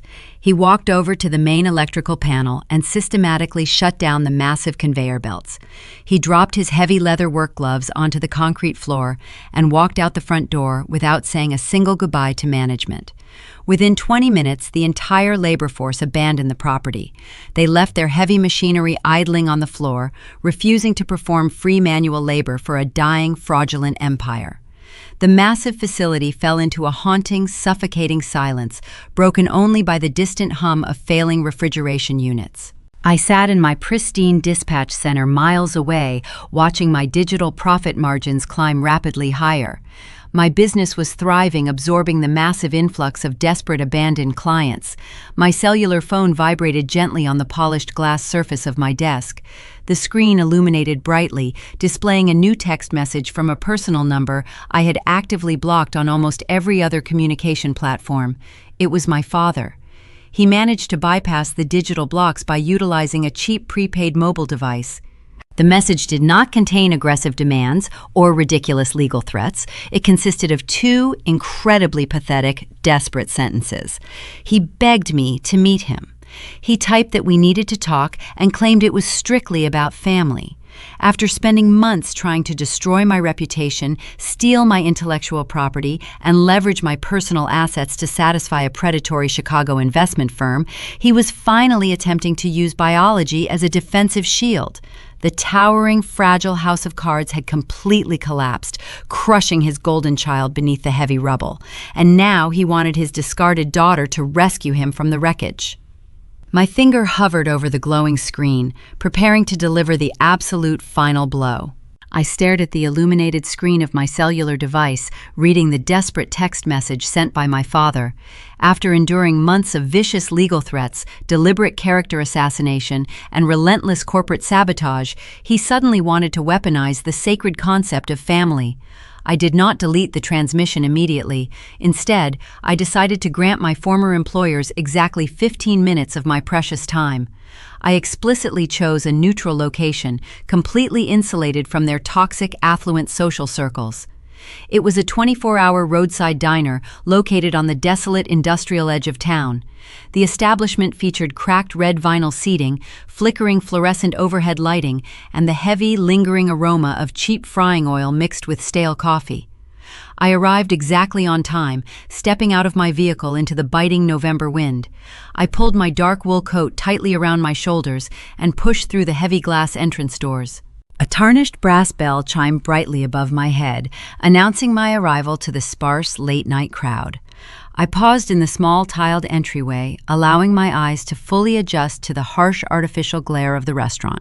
Richard and Helen were already seated inside a corner booth situated near the swinging kitchen doors. I studied my parents from a distance before making my physical presence known. The visible transformation was genuinely staggering. The prominent matriarch and patriarch of the Miller Empire had aged 10 years in the span of a few short weeks. The towering, unwavering arrogance that usually defined their posture had completely evaporated, leaving behind a hollow, fragile shell. My father wore a deeply wrinkled dress shirt, notably lacking his customary expensive silk tie. His shoulders slumped heavily forward under an invisible crushing weight, and his fingers trembled visibly as he gripped a thick ceramic mug. My mother lacked her immaculate country club grooming and precise cosmetic application. Her posture appeared incredibly rigid and frantic. She continuously scanned the greasy linoleum floor, looking exactly like a trapped animal cornered by invisible, dangerous predators.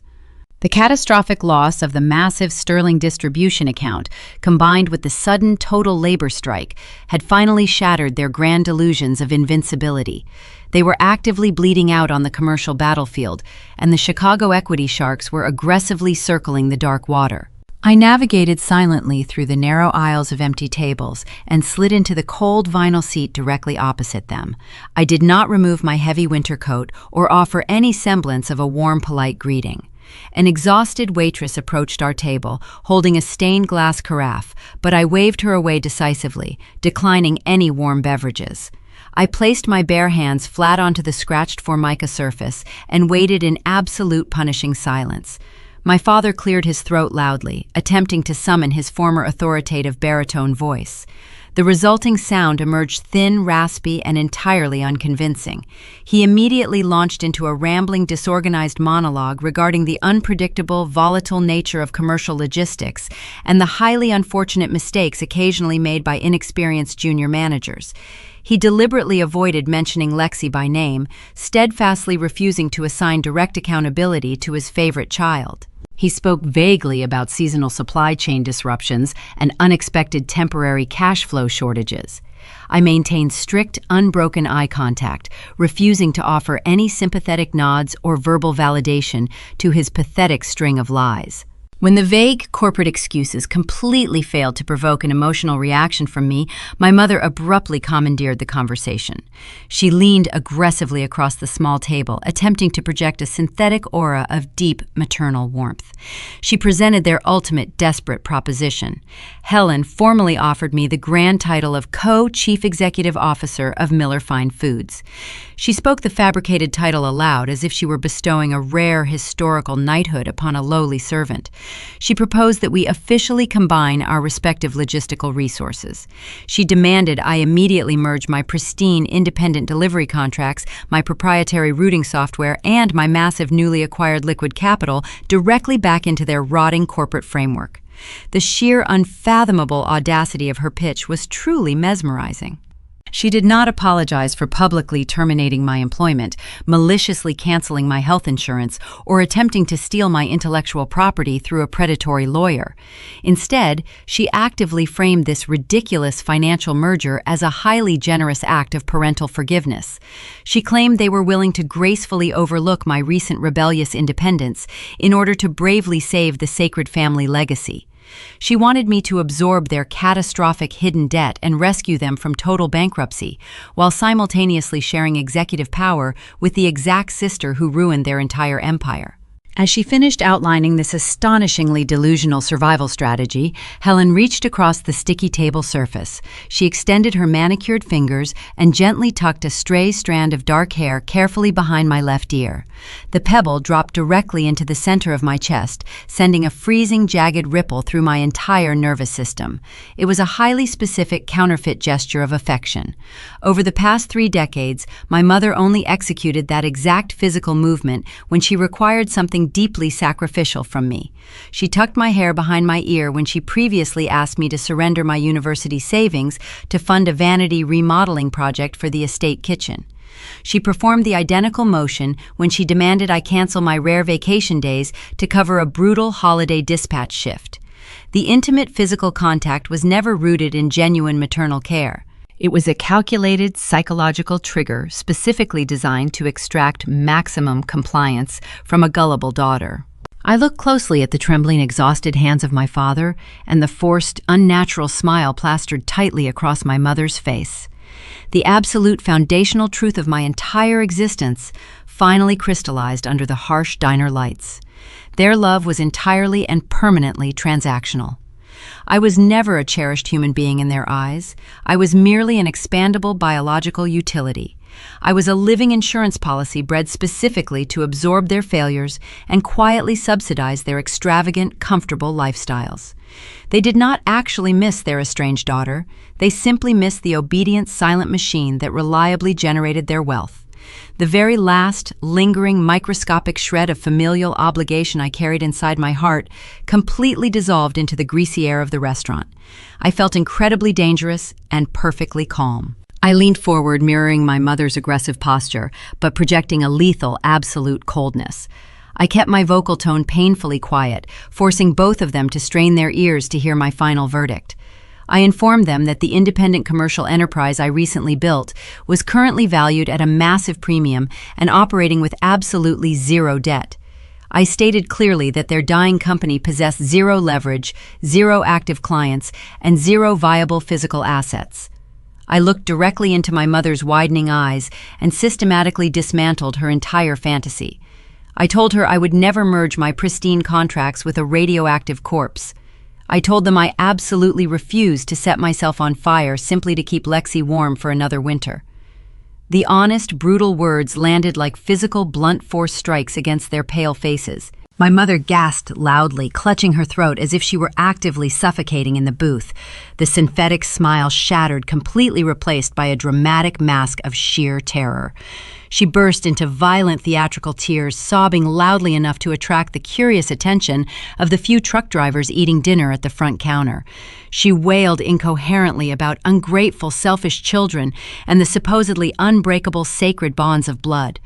My father simply stared blankly at the table, looking utterly destroyed and unable to formulate a single coherent logical argument. He understood the mathematics of their doom were permanently irreversible. I did not attempt to soothe her manufactured public hysterics. I reached into my leather purse and extracted a crisp $50 bill. I placed the currency deliberately onto the table, generously covering the minor cost of their untouched coffees and leaving a massive tip for the exhausted waitress. I slid out of the vinyl booth and stood up, adjusting the thick collar of my winter coat. I did not offer a final dramatic speech or look back at the weeping woman and the broken, silent man. I simply turned and walked confidently toward the exit, pushing the heavy glass doors open with ease. I stepped back out into the freezing Michigan night, breathing the sharp, icy air deep into my lungs. The darkness felt incredibly liberating and pure. I crossed the cracked asphalt parking lot, heading directly toward my secure, warm vehicle, ready to completely leave my past behind. But as I unlocked the driver's side door, my encrypted digital tablet illuminated brightly on the passenger seat. The notification banner displayed an urgent automated alert originating from the Federal Banking Commission.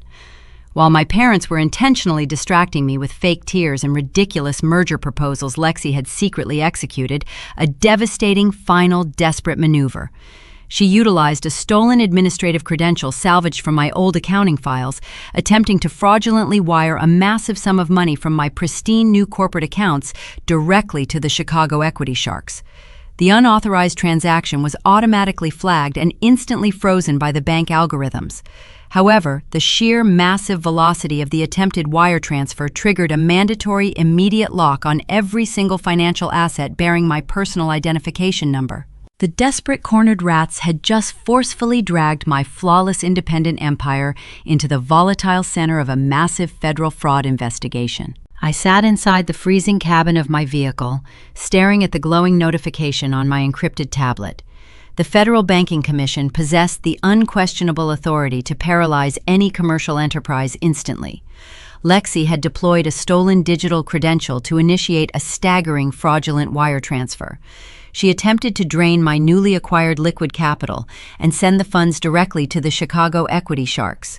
Because the requested sum triggered internal security algorithms, the bank enacted a mandatory total freeze on my entire financial portfolio. My newly formed logistics empire was wholly locked. I could not purchase diesel fuel for my independent fleet. I could not process payroll for my veteran drivers. Julian Sterling expected flawless holiday distribution, and my trucks were scheduled to hit the interstate highways at dawn. If I did not unlock those accounts before sunrise, my business would suffocate and die. I started the engine and drove aggressively toward the downtown financial district. I initiated a secure conference call connecting my commercial banker David and my corporate attorney Thomas. The audio feed crackled softly through the vehicle speakers as I navigated the desolate midnight streets. I explained the catastrophic situation, detailing the unauthorized transaction and the resulting federal lock. David possessed high-level administrative access to the banking servers.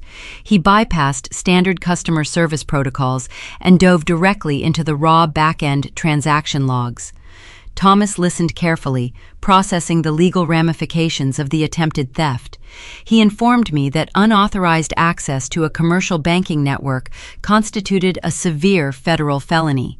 The crime escalated dramatically because Lexi attempted to wire the stolen funds across state lines to a recognized predatory financial institution. David typed furiously on his keyboard. The sound of rapid keystrokes echoed through the digital connection. He needed to find the exact origin point of the fraudulent request to prove my innocence. My sister possessed a master's degree in marketing, but she lacked fundamental technical literacy. She wrongly assumed that utilizing my old stolen username would thoroughly mask her identity. She did not comprehend that modern banking systems record immense amounts of metadata. David isolated the Internet Protocol address used to initiate the transfer. He cross-referenced the numerical sequence with public utility records. Lexi did not execute the theft from a secure, anonymous location. She utilized the unencrypted wireless network located inside our parents' private estate. She left a glowing digital fingerprint pointing directly to her childhood bedroom. The mathematics of my survival were incredibly simple, but deeply brutal. Thomas explained the Federal Banking Commission required undeniable proof of external malicious activity to lift the total freeze. We could not simply submit a polite written complaint or wait for a standard internal review. The only legally recognized method to instantly unlock my corporate funds was to file a formal criminal affidavit with the Federal Bureau of Investigation. I had to officially accuse my biological sister of sprawling interstate wire fraud and identity theft. I pulled my sedan into the dark parking structure adjacent to the bank headquarters. I shifted the transmission into park and let the engine idle. I thought about the sheer terror my mother manufactured inside the diner just hours ago. I remembered the counterfeit gesture of affection and the transactional nature of their supposed love. I did not hesitate for another second.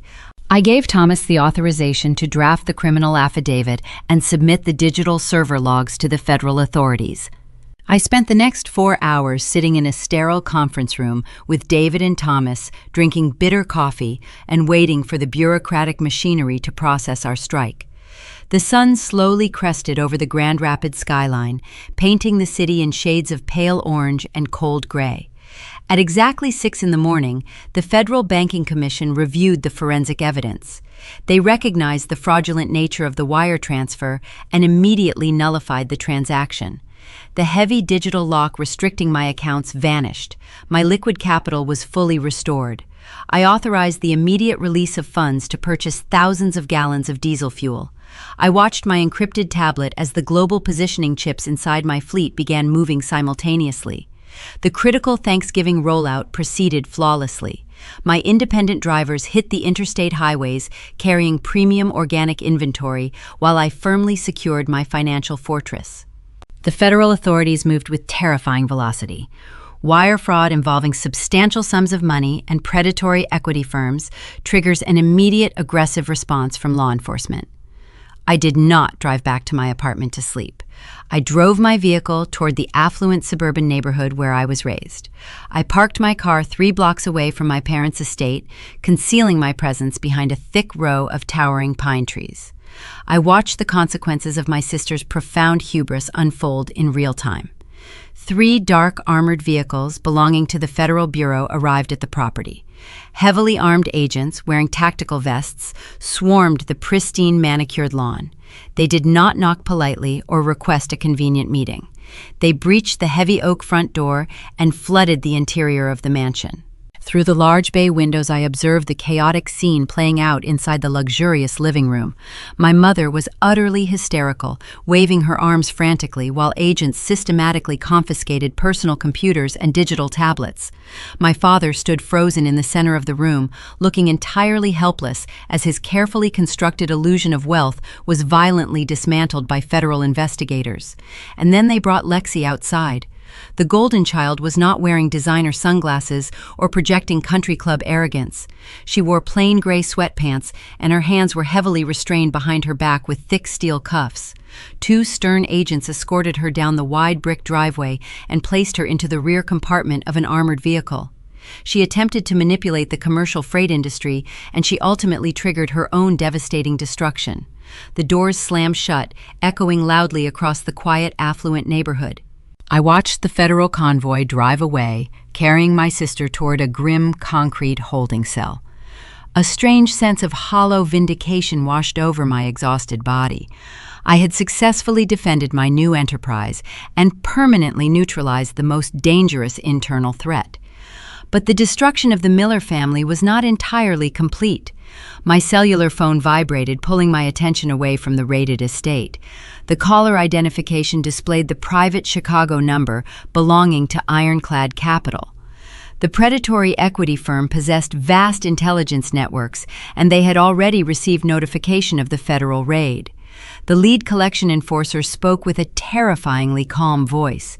He informed me that because my parents were now actively implicated in a federal wire fraud investigation, Ironclad was executing the ultimate penalty clause hidden deep within their original loan contract.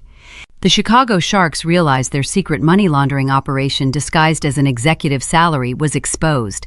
They needed to immediately sever all ties with the toxic Miller family and extract their remaining capital before federal prosecutors froze the entire estate. The enforcer stated that Ironclad Capital was bypassing standard foreclosure procedures. They utilized a ruthless, expedited commercial legal mechanism. The entire family business, the sprawling warehouse, the rotting inventory, and the massive private estate were scheduled for a binding public liquidation auction. The event would occur exactly 48 hours after the Thanksgiving holiday. The enforcer abruptly disconnected the call, leaving me listening to the dead silence of the cellular network. My parents had sacrificed everything to protect their favorite daughter, and now they had lost both her and their entire empire. I started my engine and drove away from the empty house, realizing I possessed the exact amount of liquid capital required to purchase the very ground they stood upon. Exactly 30 days evaporated since the bitter encounter inside the greasy roadside diner. A fierce cold front descended upon the region, coating the city in thick sheets of gray ice. While the physical landscape froze completely solid, my independent logistics operation caught absolute fire. We absorbed the massive holiday distribution volumes with lethal precision. My drivers executed their routes flawlessly, and my proprietary algorithms maximized profit margins beyond my most optimistic projections. The contrast between my soaring success and the deafening silence radiating from the Miller estate was incredibly stark. In the realm of commercial finance, there is a strict mathematical rhythm to destruction. Predatory investment groups do not operate on emotion or seasonal sentiment. They operate on rigid contractual deadlines. When the 30 days of grace following their initial default expired, the Chicago firm executed their most devastating legal maneuver. A process server, wearing a heavy winter coat, arrived at the main administrative building holding a thick stack of certified documents. He bypassed the empty reception desk and taped the papers directly onto the glass office door. It was the official notice of foreclosure. Ironclad Capital formally initiated the total physical seizure of the property. The legal injunction specifically targeted the massive refrigerated warehouse, the aging fleet of delivery trucks, and every single piece of remaining commercial equipment. The Millers possessed absolutely zero incoming revenue to satisfy the missed payments. They lacked any viable clients to demonstrate future earning potential to a judge. Furthermore, because their previous aggressive attorney abandoned them, they possessed absolutely no legal standing to fight the injunction in a courtroom. A court-appointed receiver arrived the following morning, accompanied by a private security detail and a team of forensic accountants. They acted swiftly and mercilessly. The receiver systematically inventoried every pallet of abandoned produce, every forklift, and every desktop computer. They stripped the remaining dignity from the building. Heavy steel chains were wrapped tightly around the loading dock gates. The locks were permanently changed. The family legacy was officially chained shut. The true horror of their situation ran much deeper than losing a commercial building. I sat in my warm, comfortable office reviewing public property records through a secure county database. When my father originally secured the massive influx of cash to satisfy the disastrous European debts accumulated by my sister, he encountered a severe valuation gap. The aging warehouse simply did not hold enough inherent equity to cover the exorbitant sum he borrowed. To bridge that massive financial canyon, my parents made a fatal, incredibly foolish decision. They pledged their private luxury estate as secondary collateral.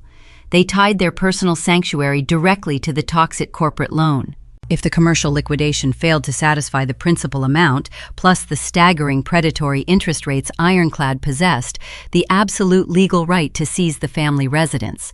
They were trapped inside a cage built entirely by their own arrogance. Richard and Helen sat in their lavish living room, surrounded by expensive imported furniture, watching the enterprise they violently stole from me slip rapidly into hostile receivership. The protective walls of their affluent lifestyle were crumbling. Catastrophic personal bankruptcy was no longer a theoretical threat floating in the distance. It was an impending certainty rushing toward them. Lexi was noticeably absent from the entire defensive effort.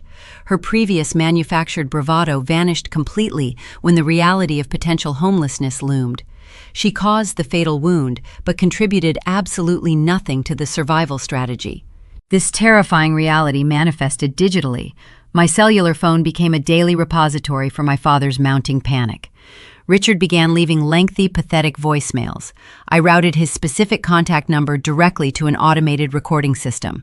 I would sit at my polished desk, drinking hot green tea and listening to his deteriorating voice through a high-fidelity speaker.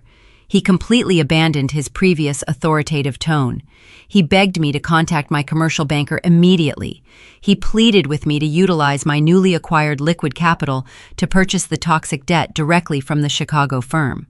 To understand Richard, you must recognize his fundamental belief in inherent hierarchy.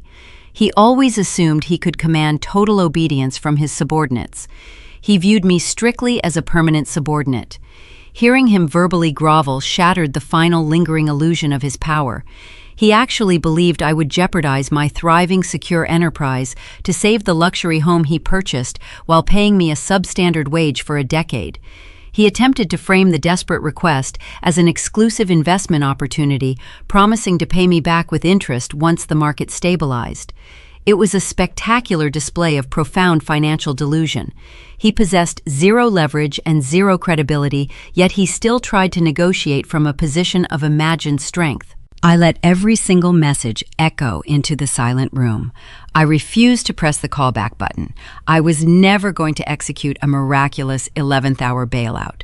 I spent 10 years sacrificing my physical health and mental sanity to maintain their comfortable existence. My charity was permanently exhausted. I felt a profound, icy calm settling over my conscience.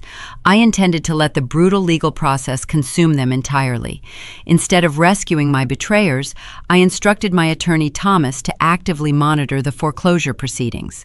Ironclad had absolutely no interest in managing an agricultural distribution hub in Michigan. They were a financial institution seeking fast, liquid returns. The inevitable outcome of this receivership was a massive public liquidation auction. I planned to attend that specific event in person. I wanted to stand on the auction floor and purchase the remaining valuable logistical assets at a fraction of their actual worth. I would buy the literal bones of the family empire, utilizing the exact wealth they tried to steal from me. I wanted to watch the gavel fall and legally finalize my absolute victory. I was going to absorb their territory and expand my own dominion. The narrative tension completely shifted. The core question was no longer whether the Miller family would survive the winter. Their destruction was absolute and irreversible. The new central conflict revolved around exactly how public and humiliating their ultimate downfall would become. As Thomas forwarded the official auction date to my digital calendar, a highly dangerous variable suddenly emerged. He uncovered a secondary corporate entity quietly registering for the same bidding event. This rival bidder was not a local competitor or a random real estate investor looking for a quick profit. The holding company traced directly back to Julian Sterling. Julian built his premium grocery empire by vertically integrating his supply chain. He did not simply want to rent delivery trucks forever. He possessed a ruthless appetite for physical real estate and total control. If he purchased the Miller warehouse out from under me, he could potentially cut my independent firm out of the equation entirely. He could turn my greatest victory into a sudden existential threat. My largest client and primary benefactor was secretly preparing to bid against me for the exact same territory, proving that, in the American corporate landscape, loyalty only lasts until the next profitable opportunity arises. The annual Great Lakes Food and Beverage Expo is the undisputed crown jewel of the Midwestern agricultural commerce circuit. Held inside a sprawling metallic convention center in downtown Detroit, the event serves as a glittering arena where regional fortunes are either miraculously forged or brutally dismantled. Massive crystalline chandeliers hang from vaulted ceilings, casting a warm golden glow over thousands of industry professionals. For 3 consecutive days, the massive exhibition floor transforms into a relentless theater of high-level networking. Corporate buyers negotiate multi-million-dollar supply contracts over plates of seared scallops and flutes of imported champagne. I arrived at the grand closing gala wearing a perfectly tailored emerald green evening gown. I moved through the crowded ballroom with a profound sense of absolute untouchable calm. My independent logistics firm was officially the most profitable new enterprise in the room. I held an impenetrable fortress of lucrative delivery contracts and possessed zero corporate debt. My presence commanded immediate respect from the exact same corporate executives who once actively ignored me. Despite their catastrophic public collapse, my family somehow managed to secure entry to the exclusive event. I spotted them lingering near the perimeter of a towering ice sculpture positioned by the primary cocktail bar. Their mere presence in the room defied all logical financial boundaries. The Chicago equity sharks had successfully foreclosed on their commercial warehouse, and federal investigators were actively building a massive criminal indictment against them. Yet they refused to surrender their grand illusion. I understood exactly how they managed to attend. Helen Miller possessed a pathological addiction to her perceived social standing. She viewed high society as her fundamental oxygen. To maintain the fragile facade of wealth, she undoubtedly liquidated her remaining retirement accounts simply to purchase the expensive gala tickets and secure a luxury hotel suite. They were standing on the absolute precipice of personal bankruptcy, actively drowning in debt, but pretending they were still affluent royalty. Lexi stood between our parents, holding a crystal martini glass. Her presence was even more astounding than my mother's desperate social climbing. Just a few short weeks ago, heavily armed federal agents physically dragged Lexi from the family estate and placed her in the back of an armored vehicle for committing aggressive interstate wire fraud. In the American justice system, white-collar criminals are frequently granted pretrial release if they can produce substantial collateral. Richard and Helen clearly leveraged the remaining fractional equity of their endangered private residence to secure a massive federal bail bond for their golden child. Lexi wore a shimmering silver dress, attempting to project an aura of playful innocence. She constantly scanned the crowd, desperately trying to lock eyes with wealthy investors, hoping her manufactured charm could somehow manifest a miraculous financial rescue package.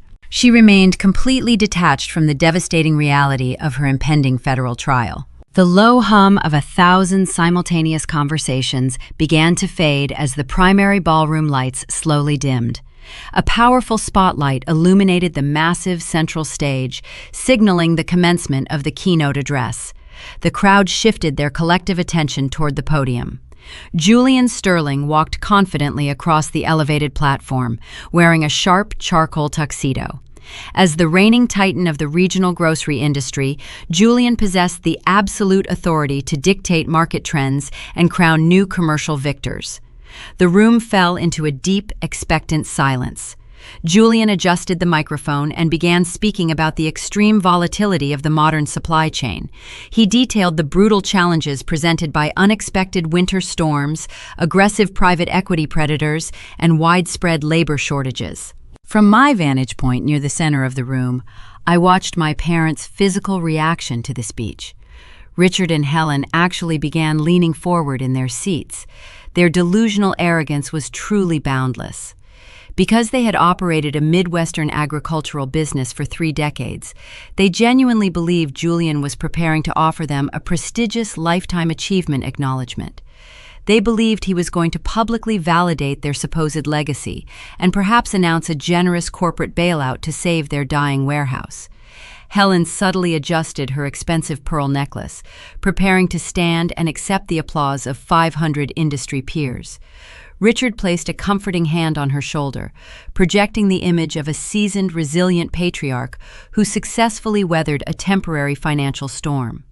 Julian did not offer them a lifeline. He gripped the edges of the wooden podium and shifted his intense gaze directly toward my table. He spoke with a clear, resonant voice that echoed perfectly through the massive acoustic space. Julian announced that during the chaotic Thanksgiving crisis, his entire corporate inventory was pushed to the absolute brink of total biological ruin. He explicitly stated that standard logistics providers failed completely. He then called my name. He directed the spotlight to illuminate my position in the crowd. Julian publicly praised my newly formed independent company for executing a flawless emergency rollout under impossible pressure. He credited my proprietary routing algorithms and my highly disciplined veteran drivers for single-handedly saving the regional holiday supply chain. The entire ballroom erupted into genuine, thunderous applause. I offered a slight respectful nod toward the stage, feeling the heavy, undeniable weight of total professional validation. The praise was incredibly satisfying, but Julian was not finished speaking. He raised a hand to quiet the applause and proceeded to deliver the ultimate devastating payoff. He transitioned his speech to address the vital importance of physical infrastructure. Julian confirmed the rumors circulating throughout the convention center. He officially announced that Sterling Grocers had successfully purchased the sprawling Miller Fine Foods warehouse directly from the Chicago equity firm during the closed-door liquidation auction. The tension I felt earlier regarding his aggressive bidding completely vanished. Julian revealed his true strategic masterpiece. He did not buy the property to expand his own vertical integration or to crush my independent firm. He purchased the massive commercial asset specifically to lease it back exclusively to me. Julian recognized that my operational competence was infinitely more valuable than his desire to manage a real estate portfolio. He weaponized his immense corporate capital to permanently shield my operation from outside interference. He announced a 10-year ironclad leasing agreement, guaranteeing my trucks would operate out of the upgraded facility. In a single brilliant maneuver, Julian transformed my childhood prison into my permanent, undisputed kingdom. The commercial territory my parents violently stole from me was legally and officially returned under my absolute control. The realization of total defeat finally penetrated the thick delusional armor surrounding the Miller family. The pebble dropped with catastrophic force near the edge of the room. Lexi completely lost her fragile grip on reality. The spoiled golden child who always manipulated every narrative to serve her own ego could not process the sight of my absolute public triumph. She slammed her crystal martini glass down onto the polished marble surface of the cocktail bar, shattering the fragile stem completely. Lexi threw a literal physical tantrum in the middle of the elegant ballroom. She began stomping her designer heels against the carpeted floor, screaming at the top of her lungs. Her voice was shrill and entirely unhinged, cutting through the dignified silence of the gala like a jagged knife. Lexi pointed a trembling manicured finger toward the stage and loudly accused Julian Sterling of extreme personal bias. She shrieked that the corporate acquisition was completely illegal. She demanded that the convention organizers immediately disqualify my company from operating the warehouse. She yelled that I was a vindictive thief who ruined her European lifestyle brand and destroyed our father's health. health. Her chaotic screaming fit was not merely embarrassing. It was a terrifying display of profound psychological collapse. The polished, elegant mask slipped away completely, revealing a terrified, incompetent child throwing a desperate fit because the universe finally refused to bend to her demands. The reaction from the audience was immediate and merciless. 500 elite industry professionals did not offer sympathy or concern. They simply stared at the screaming woman in absolute stunned silence. Corporate buyers turned their backs. Rival logistics managers shook their heads in profound disgust. Helen reached out, desperately trying to grab my sister's arm and silence the horrific display, but Lexi violently shoved our mother away. The physical altercation triggered the immediate deployment of the convention center security team. 4 large men, wearing dark professional suits, approached the cocktail bar, moving with swift, decisive authority. They did not negotiate with my unhinged sister or offer polite warnings. They smoothly and firmly grasped Lexi by her upper arms, forcibly lifting her off the carpeted floor. Richard attempted to intervene, but a seasoned guard stepped directly into his path, projecting a silent, undeniable threat of physical escalation. My father froze completely, surrendering to the overwhelming humiliation. The security team silently escorted my screaming, thrashing sister directly toward the glowing red exit signs. Richard and Helen were forced to walk closely behind her, trailing in her chaotic wake like defeated prisoners of war. They executed a devastating walk of shame, traversing the entire length of the grand ballroom under the harsh, judgmental gaze of the exact audience Helen worshipped her entire life. Every single person my mother ever tried to impress through her country club gossip and manufactured charity events watched her family get forcefully ejected like common vagrants. The social standing she ruthlessly sacrificed me to protect was completely and irreparably destroyed in a matter of seconds. I stood in the center of the room, surrounded by the warm applause of my new industry peers, watching the heavy wooden exit doors swing shut behind them. I had reclaimed my proprietary software, built an untouchable corporate fortress, and secured the massive physical warehouse. The victory was absolute and undeniable. But as the gala transitioned back into a celebration of music and clinking glasses, Julian walked down from the stage and approached my table. He handed me a heavy brass keyring containing the master access keys to my new facility. He smiled warmly, but his eyes conveyed a sharp, serious warning. He leaned in close and informed me that while the warehouse was fully secured, the federal authorities had just filed a superseding indictment regarding my sister's massive wire fraud. The federal prosecutors were no longer just targeting Lexi.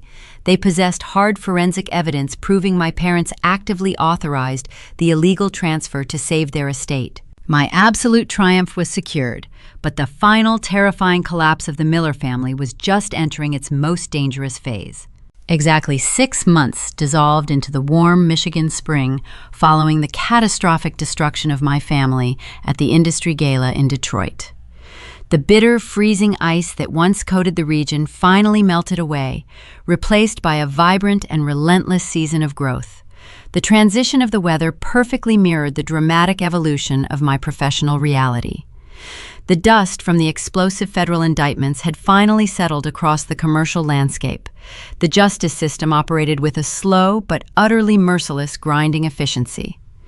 Lexi was currently residing in a federal minimum security correctional facility, serving a mandatory sentence for aggressive interstate wire fraud and criminal conspiracy.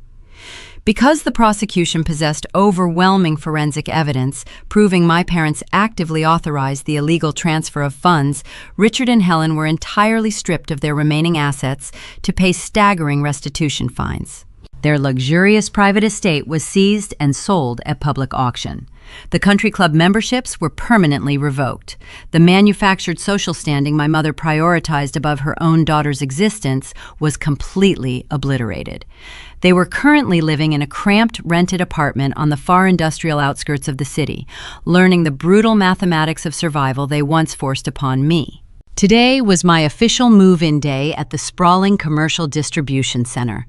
I parked my newly purchased luxury sedan in the exact reserved concrete space my father occupied for 3 decades.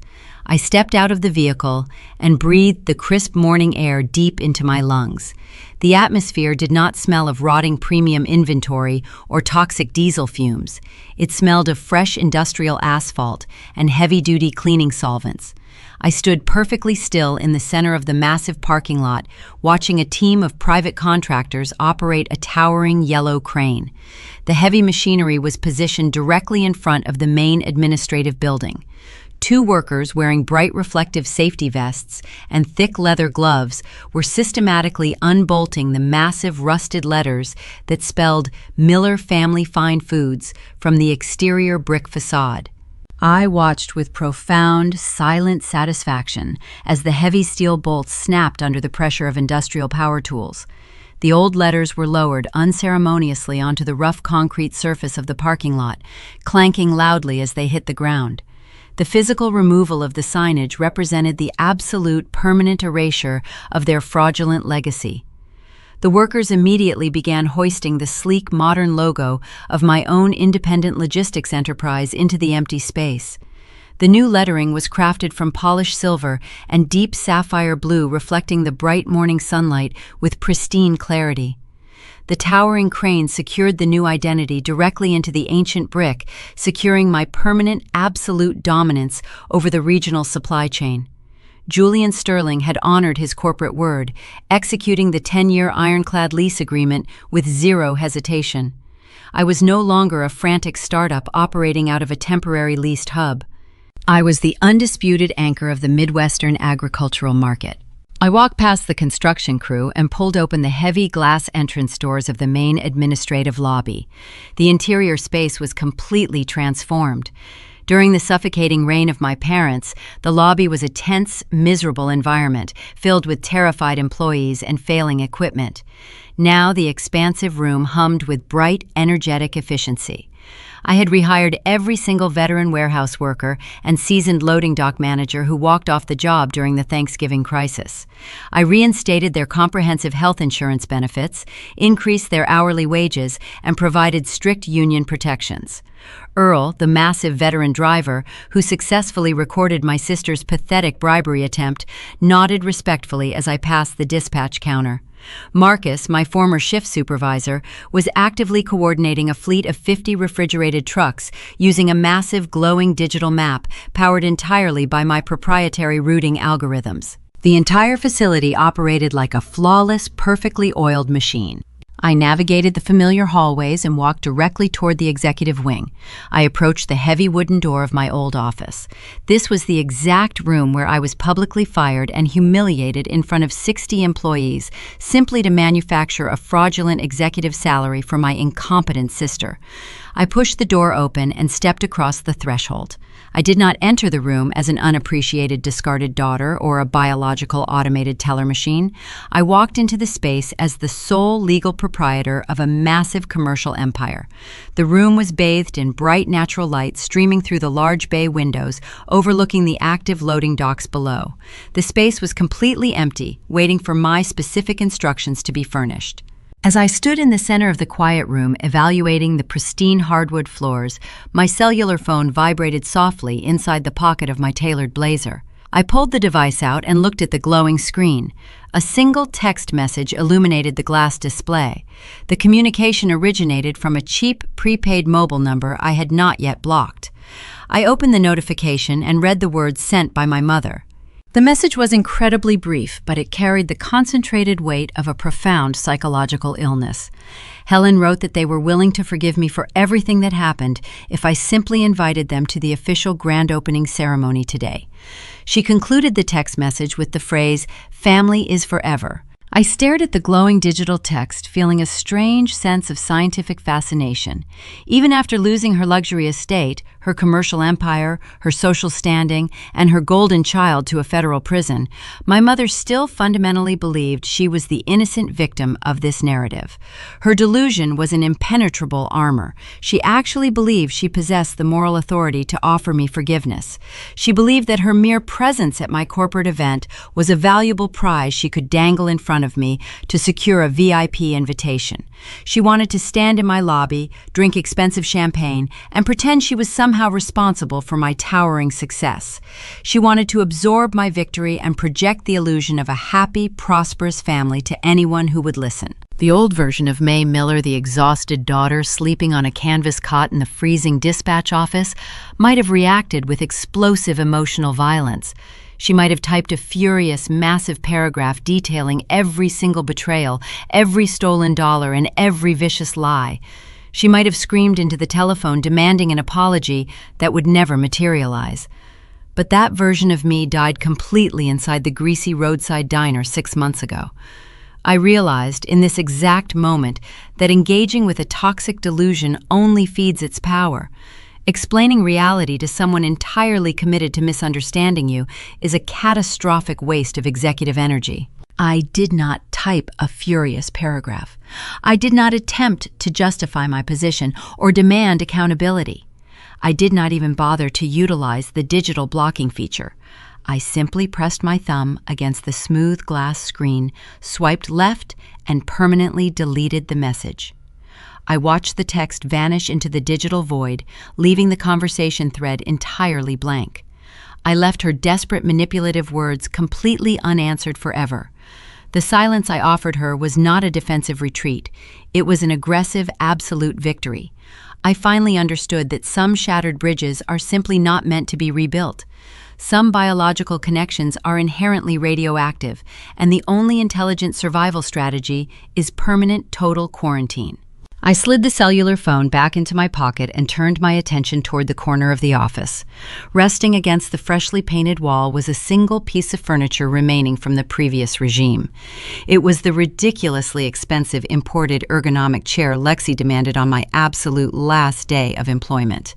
The chair was a perfect physical metaphor for my sister's entire existence. It was incredibly costly, visually striking, and fundamentally useless. Upon closer inspection, the mesh fabric was permanently stained with spilled coffee and smeared cosmetics. The complex adjustment levers were snapped and broken due to absolute sheer carelessness. My parents spent thousands of company dollars to ensure her absolute physical comfort, while I was actively drowning in their logistical failures. I walked over to the ruined piece of furniture and grabbed the heavy plastic backrest. I did not summon a janitor or ask Marcus to handle the disposal. I wanted to execute this specific task with my own 2 hands. I pushed the stained chair out of the executive office and rolled it down the long hallway. The broken wheels squeaked a pathetic rhythmic protest against the hardwood floors. I navigated the chair through the bustling administrative wing past the quiet dispatch counter and directly out the heavy steel doors leading to the exterior loading docks. The warm spring air hit my face as I rolled the chair toward the edge of the elevated concrete platform. Positioned directly below the dock was a massive, rusted industrial dumpster waiting to be hauled away to the county landfill. I gripped the sides of the expensive ruined chair, feeling the rough, broken plastic against my palms. I hoisted the heavy frame into the air and launched it directly over the edge of the concrete platform. The chair plummeted downward, crashing violently into the bottom of the empty steel dumpster. The loud, metallic echo rang out across the parking lot, a beautiful final note to a chaotic symphony. The physical purge was complete. The cycle of extraction and abuse was permanently broken. I turned my back on the dumpster and walked confidently inside the massive humming distribution center. I returned to my pristine executive office, where a delivery team had just finished assembling a sleek brand new leather chair behind a massive polished mahogany desk. The furniture was simple, elegant, and purchased entirely with my own legitimate capital. I walked around the heavy wooden desk and sat down. The new chair provided perfect firm support. I reached out and opened a thick logistical file containing the finalized expansion plans for the upcoming summer harvest. I pulled a premium metal pen from my blazer pocket, smoothed the crisp white paper flat against the wood, and got to work. The sound of a shattered ergonomic chair echoing against the bottom of a steel dumpster is not just the end of a corporate feud, it is the heavy, final punctuation mark on a decades-long failure of parenting.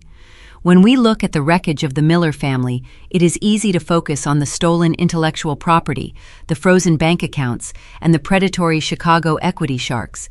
But the true tragedy does not live in the ledgers or the foreclosure notices. It lives in the fundamental betrayal of the parent-child contract. The collapse of the Miller empire was never a business failure. It was a profound, catastrophic failure of family values, emotional awareness, and long-term parental guidance. In traditional American culture, the family structure is often viewed as the ultimate sanctuary, a safe harbor where children are nurtured, taught accountability, and prepared for the brutal realities of the outside world. We believe in fairness, we celebrate hard work, we tell our children that character is the ultimate currency. Yet Richard and Helen Miller built a towering house of cards by actively violating every single one of these sacred principles. They did not raise two daughters, they cultivated a parasite and a pack mule, and in doing so, they engineered their own spectacular destruction. Let us examine the toxic architecture of favoritism, beginning with the golden child. Lexi was not born a corporate saboteur or a federal criminal. She was molded into one by parents who fundamentally misunderstood the concept of love. In their desperate attempt to shield their favorite daughter from discomfort, Richard and Helen completely paralyzed her. They confused indulgence with affection. Whenever Lexi stumbled from her disastrous European lifestyle brand to her staggering overseas debts, her parents rushed in with checkbooks and fraudulent executive titles to soften the blow.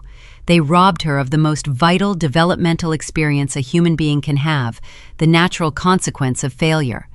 When we protect our children from their own mistakes, we do not make them safe. We make them incredibly dangerous. True family responsibility requires the agonizing discipline to let your child fall so they can learn the biomechanics of standing back up. Because Lexi was never forced to carry the weight of her own actions, she developed a lethal, unearned arrogance. She believed she could bribe a veteran truck driver with a handful of cash. She believed she could execute massive interstate wire fraud without leaving a digital footprint. Her parents built a protective bubble of delusion around her, completely failing to prepare her for an American society that eventually demands competence over country club charm. When the real world finally pierced that bubble, it did not just pop, it detonated, taking the entire family legacy with it.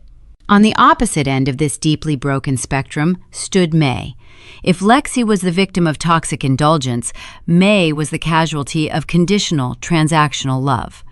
The Millers viewed their younger daughter not as a human being requiring emotional support, but as a biological utility. They extracted her labor, her youth, and her brilliant logistical mind, rewarding her 80-hour work weeks with a canvas cot in a freezing dispatch office. They committed the ultimate sin of parenting. They made their love contingent upon her usefulness. Raising children with emotional awareness means recognizing their inherent worth simply because they exist, not because they can subsidize your lifestyle. Fairness is the bedrock of trust within a traditional family structure. When a child senses that the rules are rigged, when they realize their sweat is merely financing the luxurious irresponsibility of a sibling, a deep, permanent rot sets into the foundation of the relationship. The moment Helen reached across that diner table to tuck a strand of hair behind May's ear, the counterfeit nature of their bond was permanently exposed. Children possess a terrifyingly accurate radar for authenticity. You cannot fake emotional connection when your hands are simultaneously reaching for their wallet. Honesty in parenting is not just about telling the truth. It is about acting with absolute transparent integrity. The Millers' downfall forces us to hold a harsh mirror up to our own family dynamics. Are we raising resilient adults, or are we enabling future disasters? Are we distributing our love equitably, or are we quietly assigning our children rigid, suffocating roles? The long-term guidance of a child requires an immense amount of moral courage. It requires the strength to say no to the golden child and the grace to say thank you to the capable one. If Richard and Helen had possessed an ounce of this emotional awareness, they would be sitting in a thriving generational warehouse today, rather than a cramped rented apartment on the industrial outskirts of town. Instead, they are left with the cold ashes of their legacy, wondering how it all burned down, utterly blind to the fact that they handed their children the matches. It is a cautionary tale about the irreversible damage caused when we prioritize social standing and favoritism over genuine connection. If this deep dive into the psychology of family betrayal and ultimate corporate triumph resonated with you, there are countless more stories to explore. To uncover more thrilling narratives of justice, emotional vindication, and the complex dynamics of human relationships, be sure to follow the channel Morning Revenge. We bring you the most compelling tales of those who refuse to be broken, updating regularly with stories that will keep you on the edge of your seat. Subscribe and join a community that understands the true cost of loyalty and the sweet taste of hard-earned justice. As the new silver logo gleams on the side of that massive brick warehouse, we are left to ponder the silent, empty spaces in our own lives. We all sit in chairs built by our past, surrounded by the invisible architecture of the families that raised us. Sometimes the bravest thing a person can do is recognize that the foundation is irreparably cracked. You look at the people you share blood with, the ones who were supposed to guide you, and you realize they are speaking a language of love you can no longer translate. The phone screen goes dark, the text message remains unanswered, and as you step out into the crisp, uncertain air of a new season, you have to wonder, when you finally stop carrying the weight of their expectations, who will you become in the silence that follows?